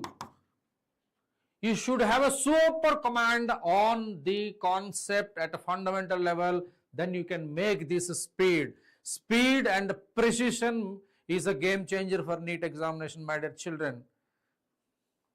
Optical isomers from the coordination compounds. So, Luffy, just take this structure of this usual octahedron coordination entity and you try to cut the molecule in 2 halves in 2 different ways. If you have different different segments, optically active. If not, it is optically inactive. Okay, so here you just see here neutron is released in this p block elements. Also, it is shown here. Now let us look at this 98 plus 118. Okay, the difference here going to be 20. Okay, and you just see this and this three numbers. Okay, and the sum of this is going to be, here it is going to be 48. So see the mass conservation, nuclear reactions, you just find out 294 plus 3, okay, minus 249, it is going to be 48, and 118 minus 98 is going to be 20. So from there, even you don't understand the reaction also, by checking this number, okay, 294 plus 3, okay, minus 249, you are going to get 48 magnitude. Okay, you got it right? Okay, 118 minus 98, okay, is going to be 20. Just check it where you get it. Clear? So for that, Luffy, afternoon sessions also we have Infinity Learn NEET YouTube channel is there. There we are going to discuss the model of the questions that you asked. Fine. And so this is done. And here this is a phenol H2SO4 and HNO3. More volatile is going to be orthonitrophenol, and less volatile is going to be para-nitrophenol. Why it is less volatile? Due to intermolecular hydrogen bonding, and more volatile due to intramolecular hydrogen bonding. Okay, Luffy, every day 1:15 I am taking class on Infinity Learn YouTube channel. There you can just join. We are going to discuss that kind of questions, right? And right now in this paper discussion, we'll do it. Okay, correct order of increasing order of electronegativity is a factual. It is going to be nitrogen, carbon, phosphorus, silicon.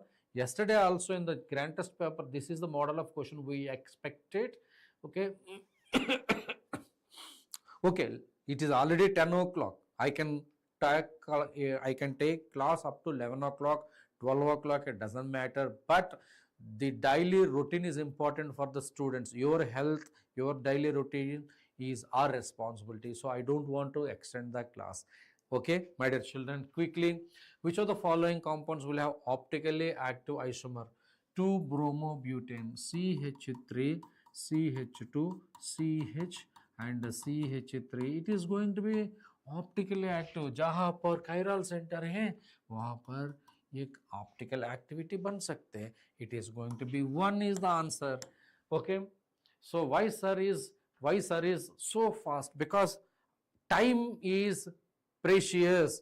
If I take class now, your daily routine is going to be spoiled, your health is going to be spoiled. We want to make you to good, okay, not spoiling. Okay, this is not a kind of business, it is the support we are giving from Sri Chaitanya, from Infinity Learn, my dear children. Take care and correct statement among the following. Okay, NO2 minus ion contain 12 non-bonding electron. You have to write everything, okay, in its structure you will understand. Okay, the CO formal charge on oxygen is -1 and the ClO4, it is not correct. 7/4 nahi hoga. And here ABC only, okay, ABC only, you can write the resonating structure, you will understand. Okay, the increasing order of atomic radii, whenever you have abnormality, there you are going to get a question. Aluminum is bigger than gallium, mind it. So observe the table, don't by heart the table. Whenever you observe some value abnormality is there, you can get a question from there. And the last few days you have to follow the same method here, understand? And here it is going to be HBr, you can say H plus and Br minus, you are going to see CH3, CH, CH2, okay, CH3, and it is going to be CH3. Now this is the area where secondary carbocation is there. Secondary carbocation is rearranged to gives rise its tertiary carbocation, which is more stable. CH3, CH3, CH2 and CH3, Br minus. Now attack here, so it is going to be the products.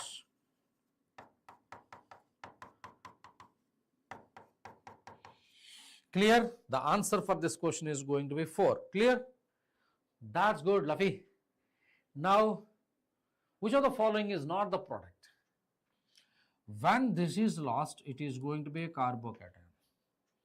It can form a bond here, it can be a product. It can form a bond here, it can be a product. It can form a bond here, it can be a product. You see, conserve the number of carbons, which is absolutely wrong. Fine, which is absolutely wrong.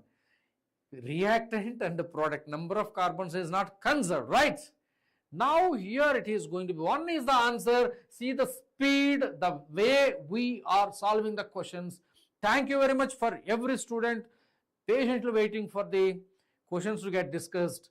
Here with respect to the conformers of ethane, ethane has different conformers. Okay. So hydrogen, hydrogen, hydrogen, hydrogen, hydrogen, hydrogen. Another conformer is here. Okay, hydrogen, hydrogen, hydrogen, hydrogen. It is eclipse and it is staggered. So stability, staggered is more than eclipsed. Stability. So the bond angle, everything you can just see, both bond angle and bond length remain the same, and it is true. Fine. That's good, children. Here, one more question. The IUPAC name, make it 1, 2, 3, 4, 5. So 4 hydroxy and 2 methyl pent2 in all. That is our answer. Clear? And here we are done. We are done for the day. So almost taken 1 hour to finish this. I think you had a great swell of this session. So hope you enjoyed. Again, tomorrow we're going to discuss with the paper and we'll come across with so many questions like this, similar to that. Okay, my dear children, if you have any doubts still, you just mention in the comment box and chat box so that we can have a discussion. Every day the paper discussion will be there. So you please join with us. Thank you. Thank you very much. So signing off, Suresh, Faculty of Chemistry. Bye. Thank you. Thank you. See you.